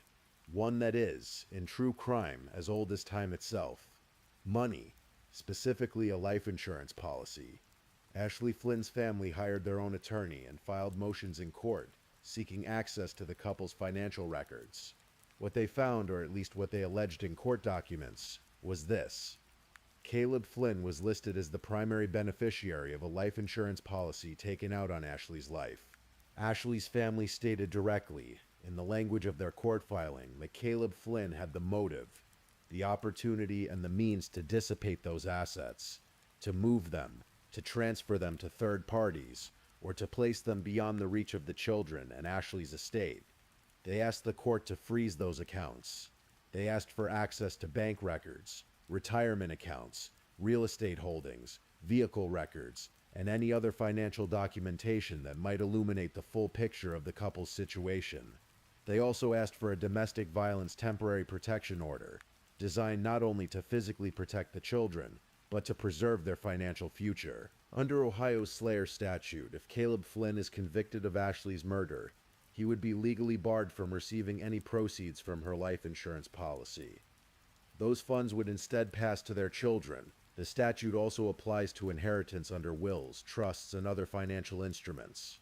Ashley's family was making sure that regardless of what happened in the courtroom, the financial walls around those two little girls would hold. A Miami County court official also noted quietly that the prosecutor's office was considering filing additional charges beyond those already on the books. The case, it seemed, was still growing. In the rush of headlines and court filings and legal maneuvering, it is easy for the person at the center of it all to become a footnote. Ashley Flynn was not a footnote. She was 37 years old. She was a mother of 2 young daughters who loved her completely. She was a volleyball coach who knew the names of every child on her team, and who stayed after practice to listen when a kid needed to talk. She was a substitute teacher who showed up with enthusiasm even when the day did not require it. She was, by every account from every person who knew her, a light. She was known as a shining light of joy to all who crossed her path. Her online obituary read, effortlessly encouraging others along the way. The people who taught beside her remembered her beautiful smile. The children she coached remembered her warmth.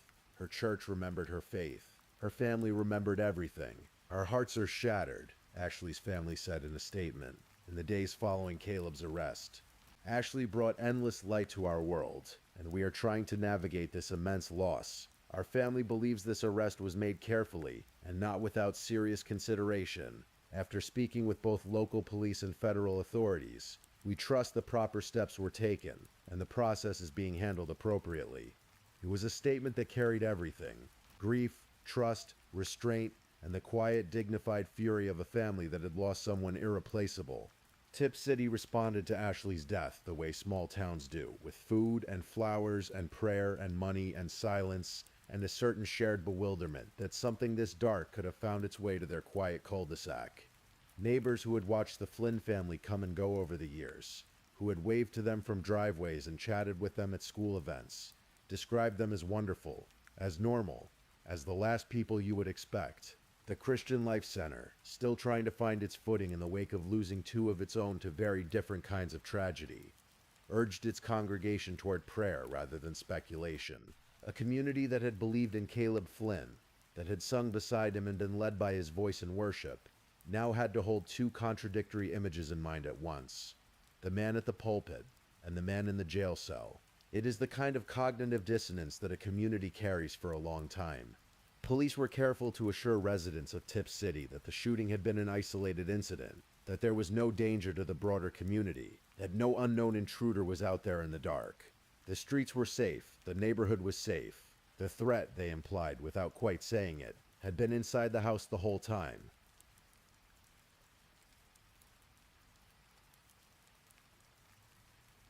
As of early March 2026, Caleb Flynn remains held in the Miami County Jail. His $2 million bond has not been posted.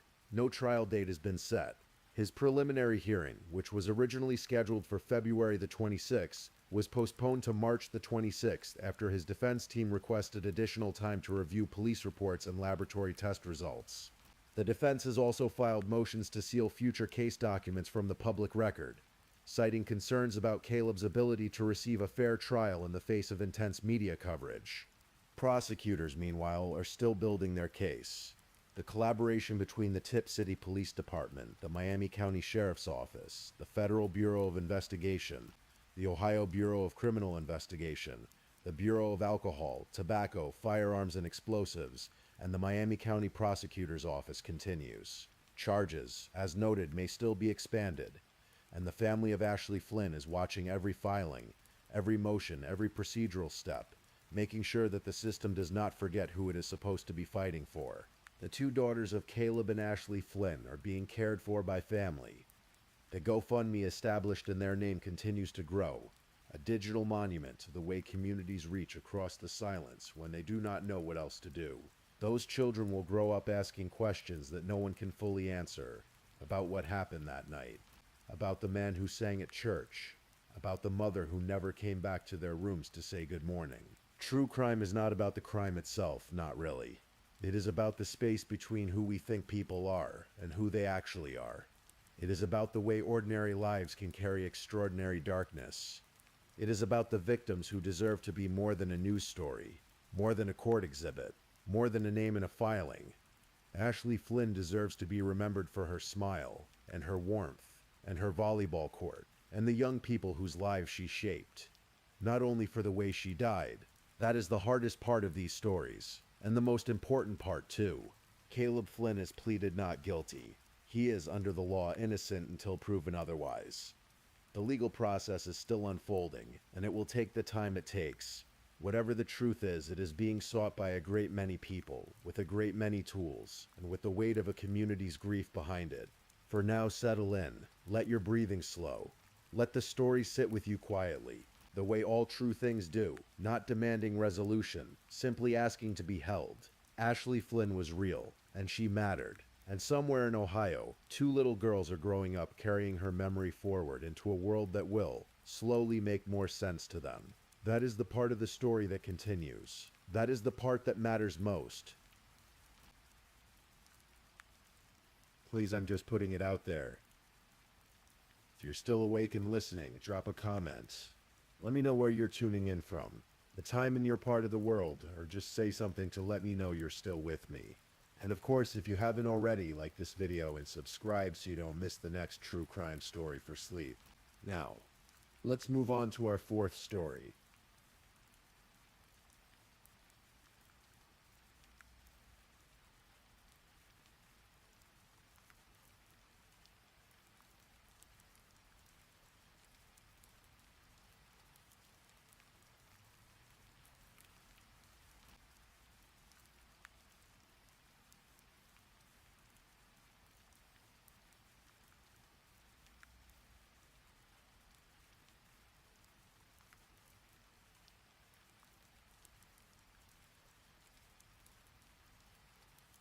Story 4. The Case of Nicole Booth.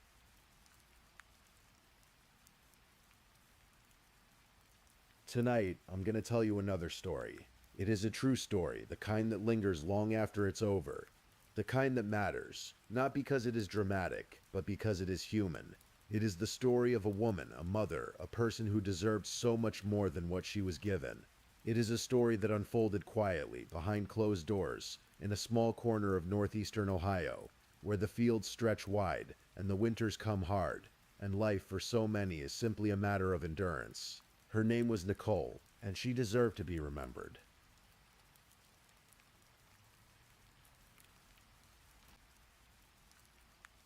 There is a township in Ashtabula County, Ohio, called Dorset. It is the kind of place that most people pass through without stopping. A stretch of rural road, some farmland, a scattering of homes set back from the highway, mailboxes at the end of long gravel driveways. The kind of place where neighbors don't always know each other's business, where the pace of life moves slowly, where trouble, when it comes, tends to stay hidden behind walls and locked doors, and the quiet pride of people who do not ask for help. Ashtabula County sits in the far northeastern corner of the state of Ohio, hugged by the southern shore of Lake Erie. The lake brings cold winters, heavy with snow and gray skies that stretch on for weeks. It is a region with deep roots in working-class history, a place where generations of families have planted themselves and stayed, where community ties run thick and personal struggles are often carried alone. It was here on a road called Mill Road in the township of Dorset that Nicole Booth made her home. She was 34 years old, she was a mother, and she was loved, in the way that people are quietly loved. Not with fanfare or proclamation, but in the soft, steady way of those who show up, who hold on, who keep going no matter how heavy the weight becomes. Nicole shared her home with Thomas Grayley, the father of her 2 young children. Their children were small, still in the years of childhood where the world feels mostly safe, where home is the center of everything, where the people who are supposed to protect you are the only people in the world who truly matter. What Nicole's children witnessed inside that home, over the years and months before November of 2021, is a thing that no child should ever have to carry. But children, so often, are the silent witnesses to the worst things adults do to one another, and they carry those things long after the rest of the world moves on. Nicole Booth was born in 1987. She was 34 years old when she died. She was a woman in the middle of her life, not at the beginning, not yet at whatever ending she might have imagined for herself. 34 is an age of possibility, an age where the future still stretches out ahead, where there is still time to change, to grow, to leave, to begin again. She had 2 children, a boy and a girl, ages 7 and 9 at the time of her death. 2 small people who needed her, who looked up at her face every morning, who heard her voice as the sound of home. Nicole was not a woman who existed in headlines or public records before the autumn of 2021. She was, in the truest sense, an ordinary person, living an ordinary life in a small town, raising her children, waking up every day and doing what needed to be done. And that ordinariness is not a flaw in the story. It is the heart of it. Because the story of Nicole Booth is not the story of someone remarkable only in their suffering. It is the story of a real woman with a real life who happened to find herself in a situation that is, tragically, far more common than most people know. According to the prosecutor who later stood in court and spoke on her behalf, Nicole and her children had been victims of domestic violence, physical abuse, and trauma for years. Years. Not weeks, not months, though the documented abuse in the final stretch of her life spanned at least 2 months. But the broader pattern of abuse, the slow grinding erosion of safety inside that home, had been present long before anyone outside those walls knew about it. It went unreported. To law enforcement, and to children's services, the family simply did not appear on the radar. This is one of the most painful and most common truths about domestic violence. It lives in silence. It thrives in isolation. It is fed by fear and shame, and the complicated, tender love that people sometimes hold for the very person who is hurting them. Nicole did not call for help, and for a long time no one knew she needed it. Thomas Joe Grayley Jr. was 37 years old in November of 2021. He was Nicole's live-in partner, the father of her 2 children, the man who shared her home on Mill Road. By all outward appearances, the household was simply a family, tucked away from the road, living the kind of quiet rural life that draws little attention from the outside world. But inside, something very different was happening. The investigation that would later be conducted by the Ashtabula County Sheriff's Detective Bureau would reveal that Booth had been beaten, repeatedly and systematically, over a period of at least 2 months before that November night when everything finally broke open. 2 months. 2 months of blows and burns and bruises layered upon bruises. 2 months of her children in the next room. 2 months of waking up in the morning and putting one foot in front of the other, because that is what you do when you are a mother, when you are afraid, when leaving feels more impossible than staying. The details of what Thomas Grayley did to Nicole Booth in those 2 months are not entirely known to the public. Courts often seal the full weight of what happened inside a home, but the evidence that deputies found when they finally walked through the door of that Mill Road house on the night of November 15th, 2021, told a story so clear that no words were needed. Severe bruising on her head, her face, her arms. Cigarette burns. The kind of marks that are not accidents, not the result of a moment of rage, but of something calculated, something repeated, something that speaks to a desire not just to harm but to control. By the time law enforcement arrived, Nicole was already gone in every way that mattered, except one. She was still breathing. For a few more days, she was still breathing. Let the date settle for a moment. November 15th, 2021. It was a Monday. The evenings in northeastern Ohio in mid-November are cold and dark. The sun sets before 5 o'clock. By the time it goes down, the world outside shrinks to the circle of light nearest to you. The lamp on the table, the glow from a television, the warmth of the only home you have. That evening, Thomas Grayley made a phone call. He called the Ashtabula County Sheriff's Office and reported that his girlfriend was not breathing. He said they had been arguing. He said she told him she didn't feel well. He said she suddenly fell to the floor and stopped breathing. It was a story thin enough to see through. When the deputies arrived at the home on Mill Road, they found Nicole Booth unconscious on the floor. She was unresponsive. Emergency personnel were already working on her. And what they saw, what any trained eye could not have failed to see, was the evidence of a violence that had not begun that evening, and had not been quick. The bruising was not new. The cigarette burns were not fresh. This was not the aftermath of one argument, one terrible moment of lost control. This was the accumulated record of weeks of sustained abuse, written in her skin. Growley was at the scene. He was questioned. He repeated his story about the argument, about her falling. And then when deputies pressed further, he went quiet. He refused to answer. He was arrested that night on charges of felonious assault.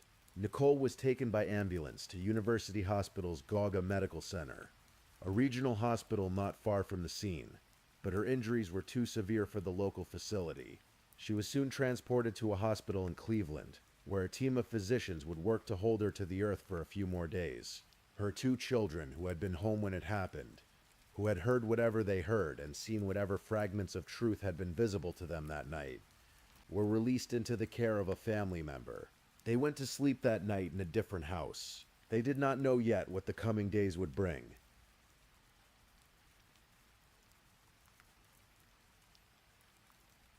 There are few silences as heavy as the silence of a hospital waiting room. The hum of machines. The soft footsteps of nurses at all hours. The fluorescent light that makes everything look slightly unreal. The way time seems to stretch and compress at once, each hour lasting forever. And yet the days slipping past faster than you can hold them. Nicole Booth lay in a hospital in Cleveland in the care of doctors doing what doctors do, working against the damage done to a human body by deliberate, repeated violence. The coroner would later determine that she died of blunt force trauma to her head and trunk. The injuries were not those of a fall. They were not those of an accident. They were the result of a human body being struck, hard and often, in ways that the flesh and bone and brain cannot sustain. A few days after she was brought in, Nicole Booth died. She was 34 years old. She left behind two children, ages 7 and 9, and she left behind a case that was now no longer a felonious assault case. It was a murder case. The Ashtabula County Sheriff's Detective Bureau took over the investigation. Under the direction of Lieutenant Sean Ward, the detectives began the patient, methodical work of building a picture of what had happened inside that Mill Road home. Not just on the night of November 15th, but in the weeks and months before. Investigators spoke to people who knew Nicole. They gathered evidence from the home.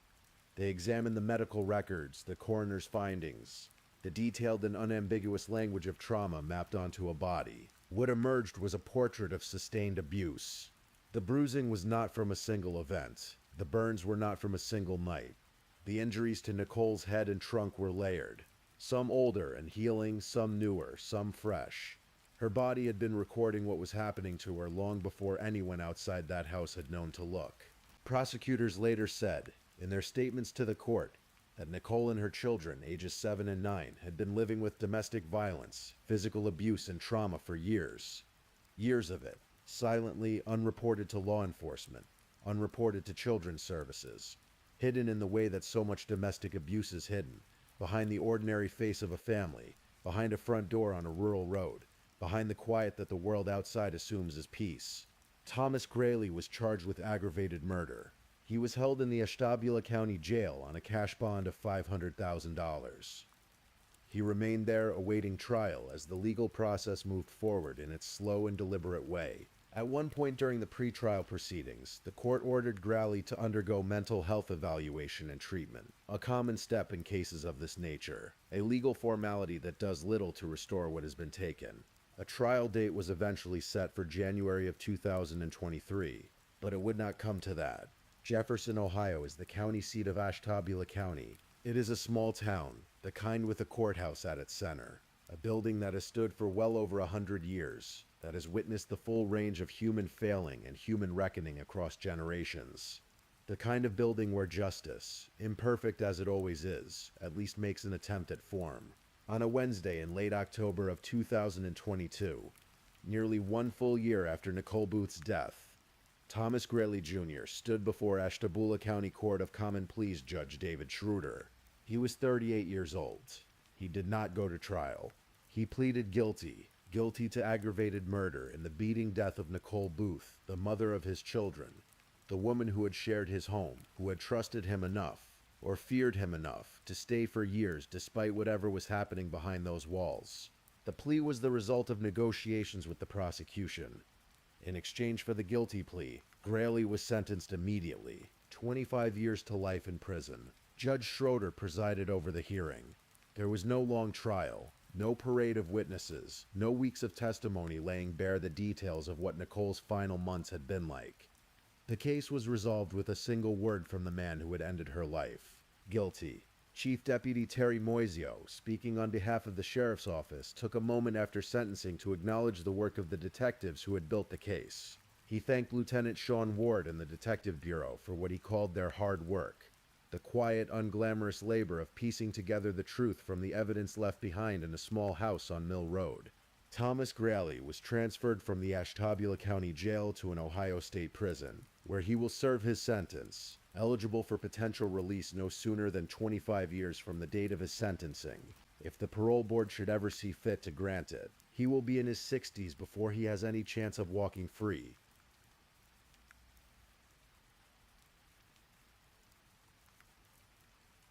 There are two children in this story, and I want to pause here gently and hold space for them. They were 7 and 9 years old in November of 2021. They were home on the night of November 15th. They heard the sounds of that house. They felt the silence of the days that followed. They went to live with a family member. They lost their mother. They watched their father taken away in handcuffs. Their names have never been made public, and they should not be. They deserve the quiet protection of privacy, especially now, especially as they grow into whatever lives are still possible for them. But they are real, and they are part of this story. Prosecutor Colleen O'Toole, who handled the case, made a point of saying in her public statements that the abuse Nicole had endured had also been suffered by her children. Not just witnessed, suffered. The physical, emotional, and psychological weight of living inside a home where violence is ordinary leaves marks that do not appear in any coroner's report, but that are just as real, just as lasting. Children who grow up in homes like Nicole's home on Mill Road carry the memory of those years in ways that shape everything that comes after. How they love, how they trust, what they reach for, and what they run from.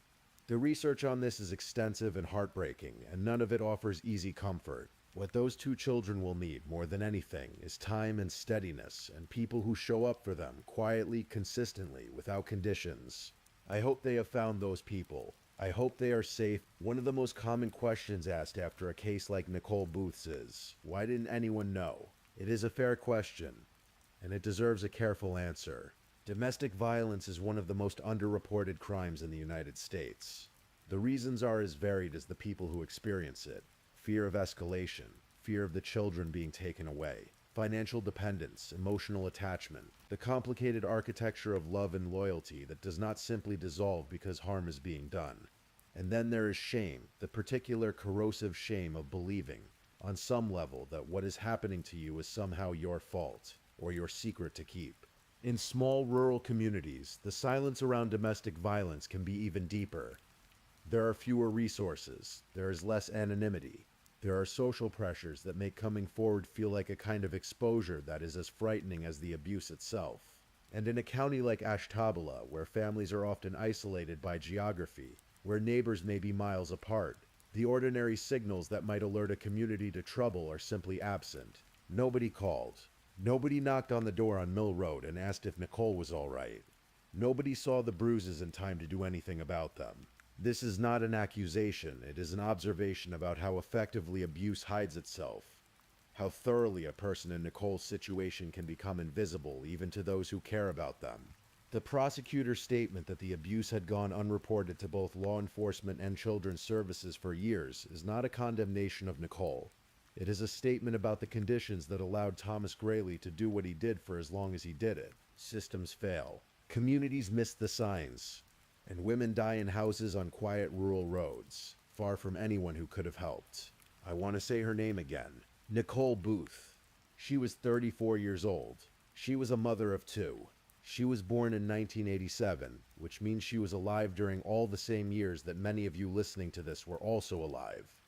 Walking through the same decades, watching the same seasons change, carrying your own hopes and worries and ordinary days. She liked things we will never know she liked. She had opinions about food, about weather, about the small inconveniences of everyday life. She had a laugh that someone remembers. She had a way of saying goodnight to her children, some particular ritual or phrase that made them feel safe that was hers alone. All of that was taken from her, by a man who had no right to take it. True crime, as a genre, sometimes reduces people like Nicole to their suffering, to the details of their injuries, to the timeline of a case, to the procedural steps of an investigation and a prosecution. And while those details matter because they are the architecture of justice, they are not the whole of who she was. Nicole Booth was a person. She was a person who deserved a long life, a safe home, children who grew up watching her grow old.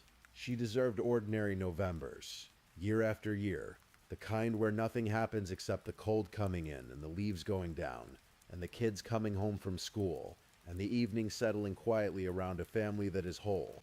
She deserved all of that, and she did not get it.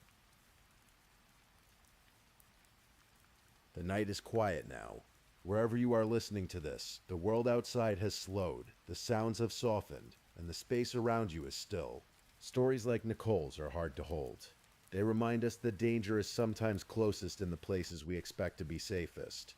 They remind us that silence has a cost, and that the people most in need of help are often the ones we never see. But there is something in the telling of these stories, something important, something that resists the forgetting.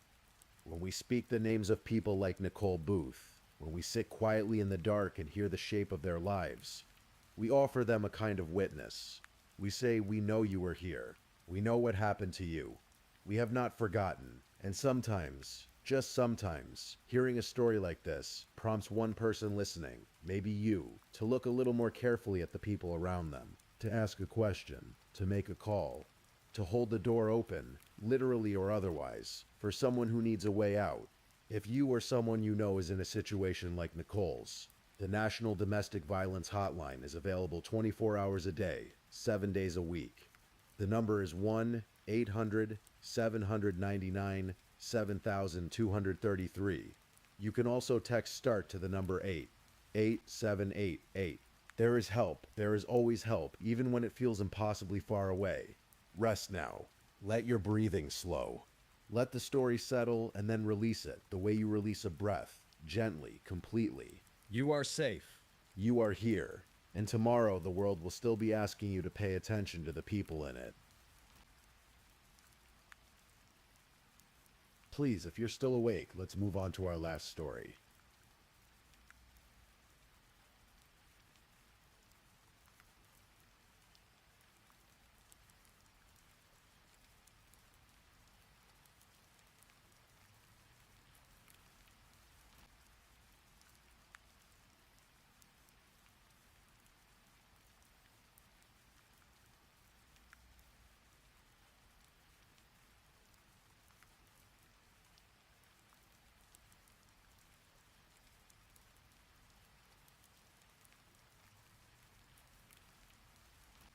Story 5. The Murder of Alicia Masidi.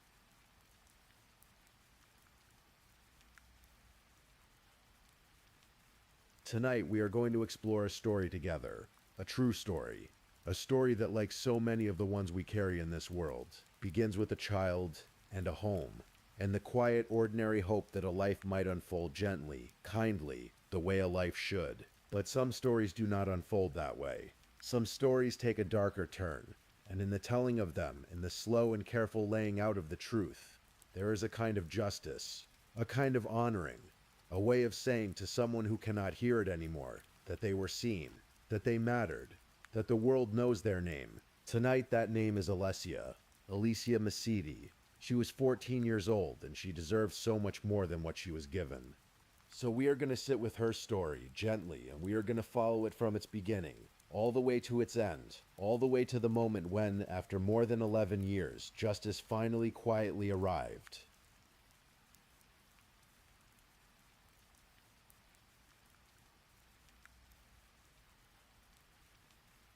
The Central Valley of California is a long, flat stretch of the American interior. It is farmland, and highway, and small towns that sit quietly beneath enormous skies. Ceres is one of those towns. A modest community, a neighborhood of ordinary streets and ordinary homes, where children ride bikes in the afternoon and the evenings smell of cut grass and warm asphalt. It is the kind of place you would think where nothing very terrible could happen. But Alicia Mesiti did not end up in Ceres by chance. She ended up there because a court decided her life should go in that direction.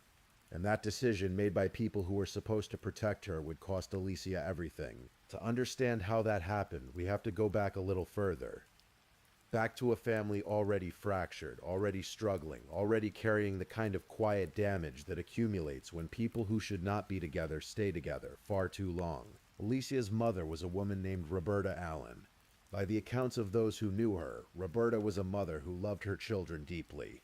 She had battled with depression for years. She had lived through a relationship with a man who frightened her, a man who had hurt her, and she carried the weight of that in the way that survivors of abuse so often do. Quietly, invisibly, in ways that the outside world does not always recognize as wounds. That man was Mark Mesiti. Mark Mesiti was Alicia's father. He was also, by the time the California court system became involved in his children's lives, a man with a long and documented history of criminal behavior. In the 7 years before he was ever given custody of Alicia and her brother, Mark had been convicted of bank fraud, of drunk driving, and had faced charges of domestic violence against Roberta.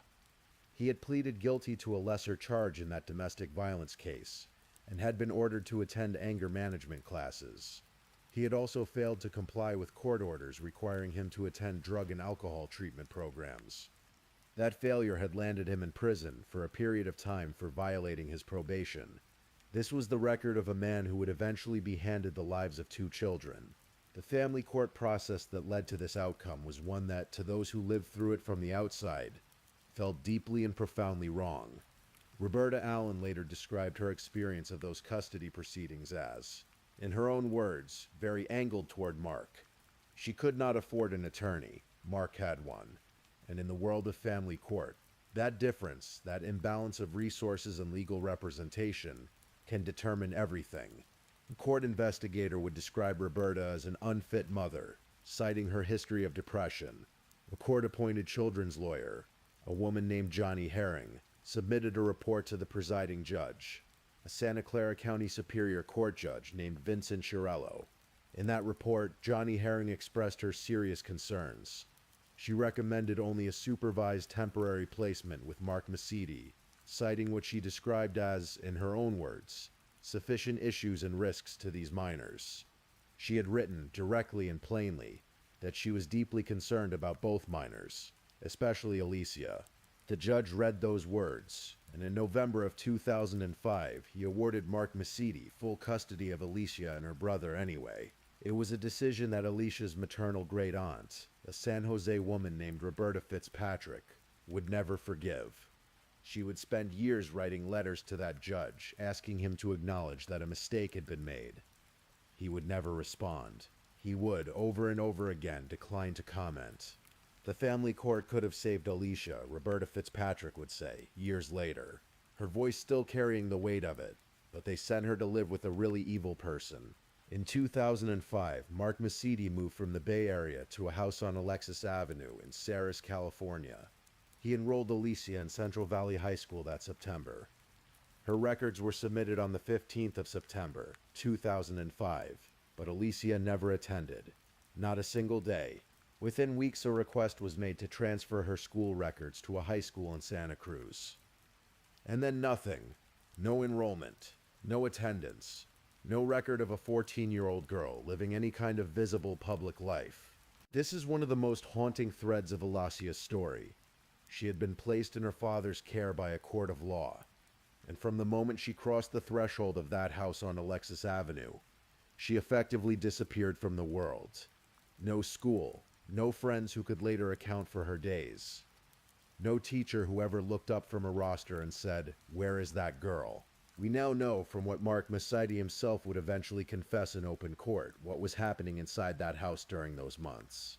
From July of 2005, Mark Masidi had begun administering drugs to his daughter, prescription antidepressants, benzodiazepines, morphine, methadone, a cocktail of substances designed, carefully and deliberately, to render a 14-year-old child unconscious, to strip her of awareness, of sensation, of the ability to know what was being done to her. While Alicia lay unconscious, her father photographed and videotaped what he did to her. More than 40 instances, documented by the man who committed them. Hundreds of thousands of images would eventually be found on his computers, his hard drives, his memory cards. Hundreds of those images showed Alicia, obviously sedated, obviously helpless, obviously unaware. She never knew. She could not have known. That perhaps is the cruelest detail of all, in a story full of cruel details. From July of 2005 until the spring of 2006, this continued. And then something changed. Around the middle of August 2006, Alicia Masidi was gone.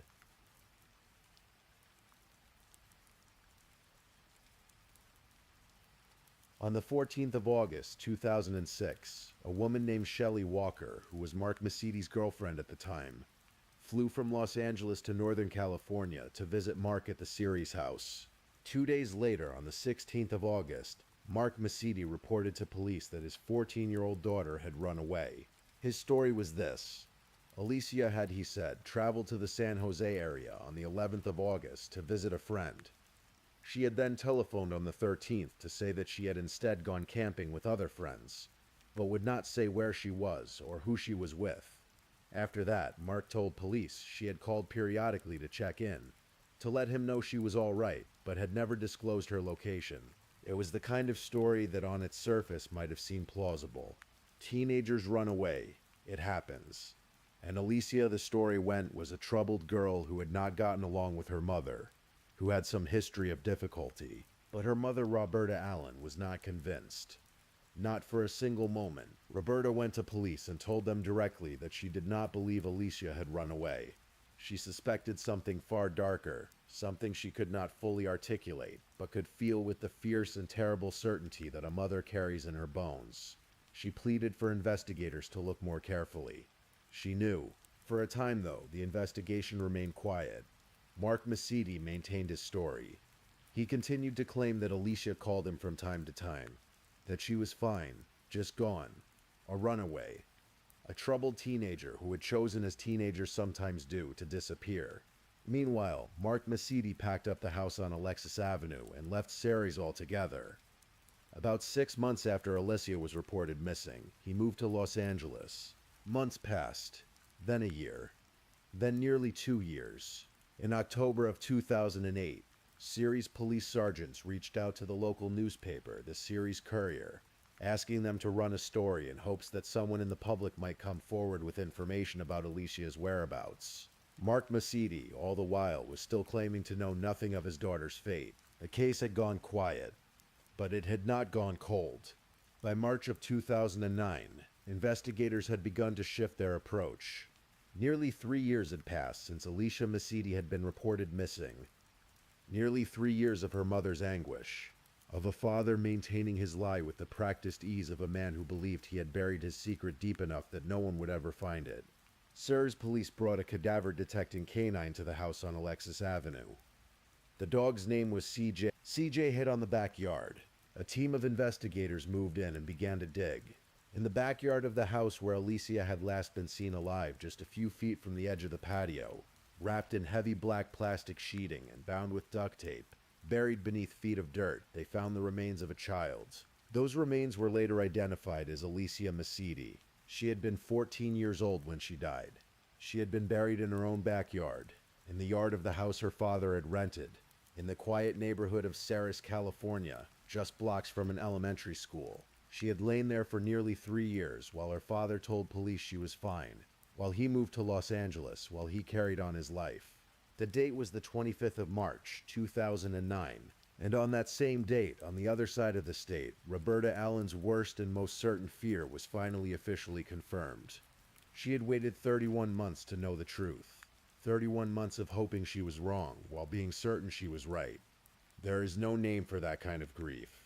3 days after Alicia's body was found, Cerise police tracked Mark Masidi to a Los Angeles apartment on Bentley Avenue, which he shared with his girlfriend Shelley Wellborn.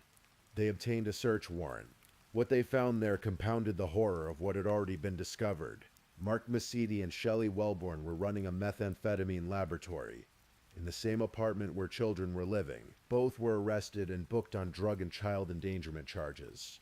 Mark Masidi was taken into custody on the 28th of March, 2009. He has been behind bars every day since. An autopsy was performed on Alicia's remains. The medical examiner determined that Alicia Masidi died of acute drug intoxication. A toxicological analysis of her remains revealed the presence of opiates, morphine, amphetamine, methamphetamine, benzodiazepines, diazepam, methadone, and antidepressants. A mixture of substances so powerful, so deliberately administered, that a 14-year-old girl's body could not survive them. Prosecutors said clearly and plainly that Mark Masidi was responsible for her death. He had put those drugs into his daughter's body. He had done so deliberately, systematically over the course of months. And in the end, those drugs had killed her. A case against Mark Masidi was now a murder case. But the road from arrest to justice would prove to be extraordinarily long, extraordinarily painful. For Alicia's family, for the investigators, for everyone who had devoted years to seeing this case through. The process that followed was a slow and agonizing test of patience. Mark Masidi was first prosecuted in Los Angeles County for the methamphetamine laboratory charges. That drug trial concluded on the 18th of March, 2011, when Masidi was convicted and sentenced to 5 years in prison. His girlfriend Shelley Wellborn testified against him. Only after he served that sentence was Masidi transferred to Stanislaus County in June of 2011 to face the murder charges. And then the delays began in earnest. Defense attorneys were appointed. Defense attorneys withdrew. There were conflicts of interest, legal motions, procedural challenges. At one point in the year 2015, Masidi expressed a desire to represent himself in court, a maneuver that prosecutors recognized immediately as yet another delay tactic. The case dragged forward, year after year, the family waiting, always waiting. Alicia's great aunt, Roberta Fitzpatrick, had been following the proceedings since June of 2011. She described Mark Masidi as, in her words, a snake in the grass. She described the family court system that had sent Alicia to live with him as, in her words, a real cesspool. She spoke of how Roberta Allen had been fighting for years, without money, without an attorney, while Mark worked behind the scenes with legal representation she could not match. He had been working behind the scenes, Fitzpatrick said, and she had been fighting ever since. He had an attorney and she didn't. She had a good relationship with the kids. She was the only one who supported them all those years. She had been essentially terrorized by Mark Masidi for years, and he blindsided her. The picture that emerged through years of investigation and legal proceedings was of a man who had manipulated every system he encountered. The family court system, the criminal justice system, his own family. He had manipulated with patience and calculation. He had manipulated even the process of facing justice, stretching it out across years, making the people who loved Alicia wait and wait and wait. But the case did keep moving forward. Slowly, haltingly, through all the obstacles, it moved forward. The trial of Mark Edward Masidi finally began on the 3rd of October, 2017. He was 49 years old.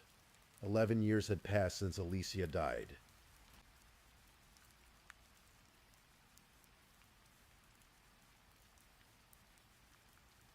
The Stanislaus County Superior Court in Modesto, California. The trial began with prosecutors laying out what they had found, evidence that they said was overwhelming, and photographic and devastating. Chief Deputy District Attorney Annette Reese told the court that investigators had seized Mark Masidi's computers, his hard drives, his memory cards, and his digital video recorders. On those devices, they had found photographic images and video recordings of Mesiti sexually assaulting his daughter while she was unconscious, blacked out from the drugs he had given her. They had also found on those same devices hundreds of thousands of additional images of child pornography, among them videos showing Mesiti sexually assaulting a girl who was only 8 years old, the daughter of a woman he had been involved with while living in Los Angeles. There were also recordings of a 16-year-old girl Mesiti had befriended, subjected to the same horrors. The scope of what had been uncovered was staggering. 49 criminal charges had been filed. The prosecution was seeking the death penalty. For the courtroom audience, which included Alicia's great-aunt Roberta Fitzpatrick, the early days of the trial meant sitting and listening to testimony about things that, once heard, cannot be forgotten. It was, by any measure, an almost unbearable ordeal. Mark Mesiti's defense attorney at the time, a man named Martin Baker, attempted to construct an alternative narrative. He claimed that Aliyah had been addicted to drugs for 2 years before her death, and that she had died not at her father's hand but as a result of her own intake of substances. He cited a diary that he said Aliyah had written, in which he claimed she had written that if she turned up dead it would be because she had taken her own life. He cited a passage in which he said Aliyah had written that she wanted to feel nothing. The prosecution countered this narrative with testimony from one of Alicia's friends, who stated clearly that while Alicia may have smoked marijuana or had a drink now and then, she did not use hard drugs.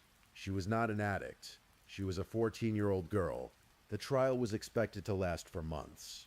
And then, about 2 weeks in, something unexpected happened. Mark Mesiti stopped the proceedings. He agreed to plead guilty. On the 17th of October, 2017, in the Stanislaus County Superior Court, Mark Edward Mesiti entered guilty pleas to 49 criminal charges. In exchange, the district attorney's office agreed to remove the death penalty from consideration. Mesiti would face life in prison without the possibility of parole instead. But the prosecution did not simply allow him to nod his head and agree. Chief Deputy District Attorney Annette Reese required something more. She required Mark Mesiti to stand in open court and read, aloud, a detailed personal statement admitting every crime he had committed. Not simply to say that he agreed with a list of charges, but to say, in his own words, spoken in public, what he had done. For more than an hour, Mark Mesiti stood in a court of law and confessed. He admitted to drugging his daughter from July of 2005 through May of 2006. He admitted to administering prescription antidepressants, benzodiazepines, morphine and methadone to her for the purpose of rendering her unconscious. He admitted to rape, to sodomy, to oral copulation, to digital penetration. He admitted that his administration of those drugs caused Alicia's death. He admitted to the crimes against the 8-year-old girl in Los Angeles. He admitted to the crimes against the 16 and 17-year-old girl. Every charge, out loud, in his own voice, for more than an hour. For Roberta Fitzpatrick, sitting in that courtroom and hearing those words, it was, as she later said, both a relief and a horror. But it was the truth. And the truth, however long it took to arrive, had finally arrived. Several days later, the family received news that was deeply, painfully unwelcome. Mark Mesiti had changed his mind. Through a new attorney, a man named Stephen O'Connor, Mesiti announced his intention to withdraw his guilty pleas and seek a new trial. Alicia's great-aunt, Roberta Fitzpatrick, heard this news and spoke with the quiet fury of a woman who had been through too much. "Mark is disgusting," she said. "He uses the system to torture us." The legal question before Stanislaus County Superior Court Judge Donna Reeves was a complex one. Mesiti had not merely nodded to charges. He had spent more than an hour publicly confessing to every single crime in painstaking detail. The terms of the plea agreement had been clearly spelled out. He was seeking to escape the death penalty in exchange for a life sentence. Those consequences had been explicit, but the stakes were enormously high. A death penalty case is unlike any other, and the possibility that a defendant might somehow fare better at trial, however remote, could be argued. Prosecutors led by Annette Reese considered Mesiti's actions to be simply one more attempt to delay justice. Another maneuver in a long, exhausting game. The sentencing date that had been set for the 28th of November, 2017 was postponed. Then postponed again to the 18th of January, 2018. The family waited. Again. In early 2018, Judge Donna Reeves made her ruling. She denied Mark Macedy's request to withdraw his guilty plea. She denied his request for a new trial, and she sentenced him life in prison without the possibility of parole for the homicide committed in the course of sex crimes, concurrent with a 30 years to life sentence for lewd acts against a minor, and a consecutive sentence of 234 years and 8 months for the repeated sexual crimes committed against all 3 girls. There would be no release. There would be no appeal that reversed these findings. Mark Edward Macedy would spend every remaining day of his life behind prison walls. He entered the courtroom that day with his hand covering his face. In the audience, Roberta Fitzpatrick felt, for the first time in years, something she could only describe as relief. "This is wonderful," she said. "It's over." And it was. Merely 12 years after Alicia Macedy disappeared from a house on Alexis Avenue in Syracuse, California, justice had been served. Slowly, imperfectly, with too many delays and too many procedural obstacles and too much additional pain for a family that had already suffered beyond measure. But it had been served. Mark Macedy remains in prison today.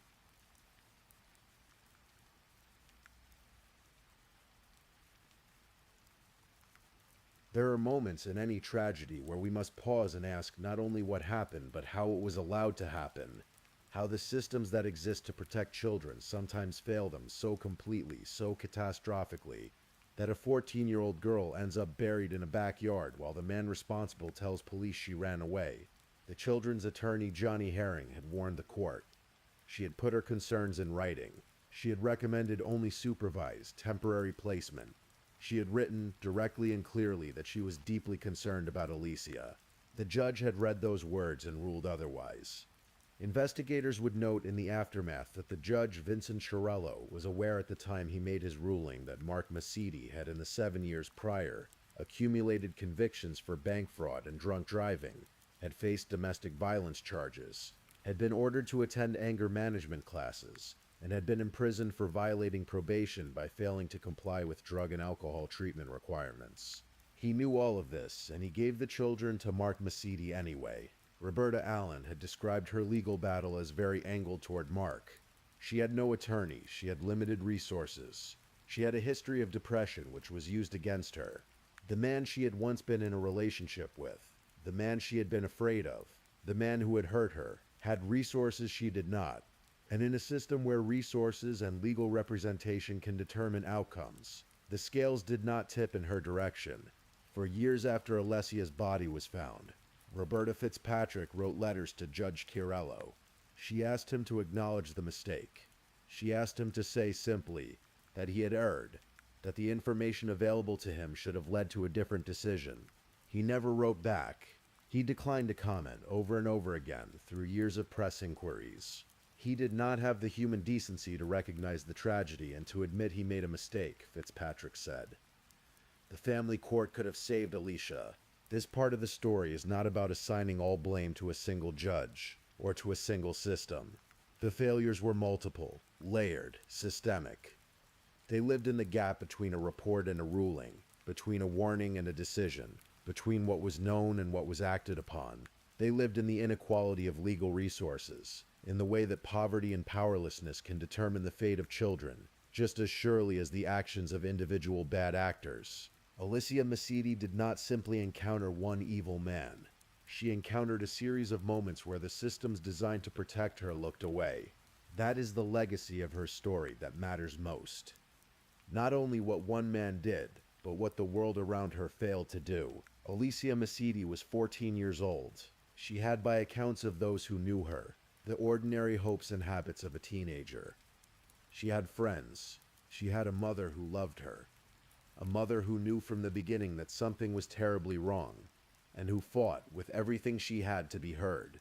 In the years before she was placed in her father's custody, she had spent time in Maine living with her grandmother.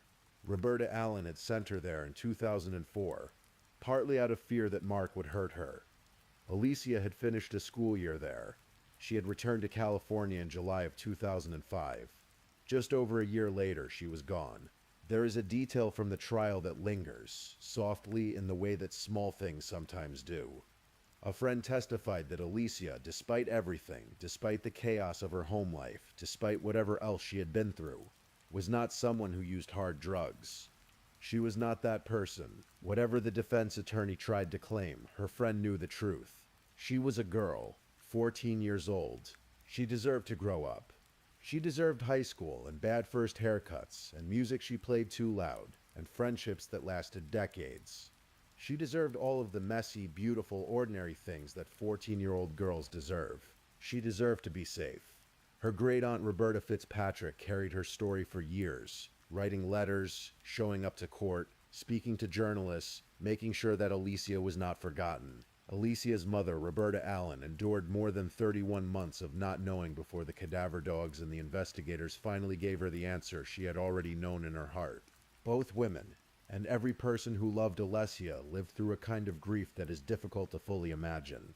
A grief that was prolonged, and complicated, and layered with anger at the failures of institutions, and at the calculating cruelty of a man who could, for years, look investigators in the eye and say, "She ran away. She's fine," I hear from her sometimes. But they did not give up. And because they did not give up, because Roberta Allen went to police and said she did not believe the story she was being told, because investigators eventually brought a cadaver dog named CJ to a quiet backyard in Ceres, because prosecutors spent years building a case that could not be dismantled, because Chief Deputy District Attorney Annette Reese required Mark Masidi to stand in open court and say in his own voice every single thing he had done. Because of all of that, Alicia Masidi's story did not end in silence. It ended in truth, and Mark Masidi, as of this telling, remains exactly where he belongs. And so we come quietly to the end of Alicia's story. It is not a happy ending in the way that endings are sometimes happy. There is no undoing what was done. There is no returning what was lost. Alicia Masidi will always have been 14 years old, and the world will always carry the shape of what she never got to become. But there is truth here, and there is justice, however long it took to find its way to the surface. And there is a family, and a great aunt, and a mother, who refused to let her name disappear. We have carried her story tonight, together. Slowly, gently, in the dark. And now, dear listener, I want you to let it rest. Let the story settle, the way stories do, somewhere deep and quiet inside you. Let your breath slow. Let your body sink a little further into wherever you are lying tonight. Warm and safe and still. The world is large and sometimes frightening. But right now, in this moment, you are here. You are resting. You are at peace. Let the story settle and then release it, the way you release a breath. Gently, completely. I'm wishing you a restful sleep tonight, and if you're still awake, don't forget to like this video and subscribe, and until next time, stay safe and take care. Good night.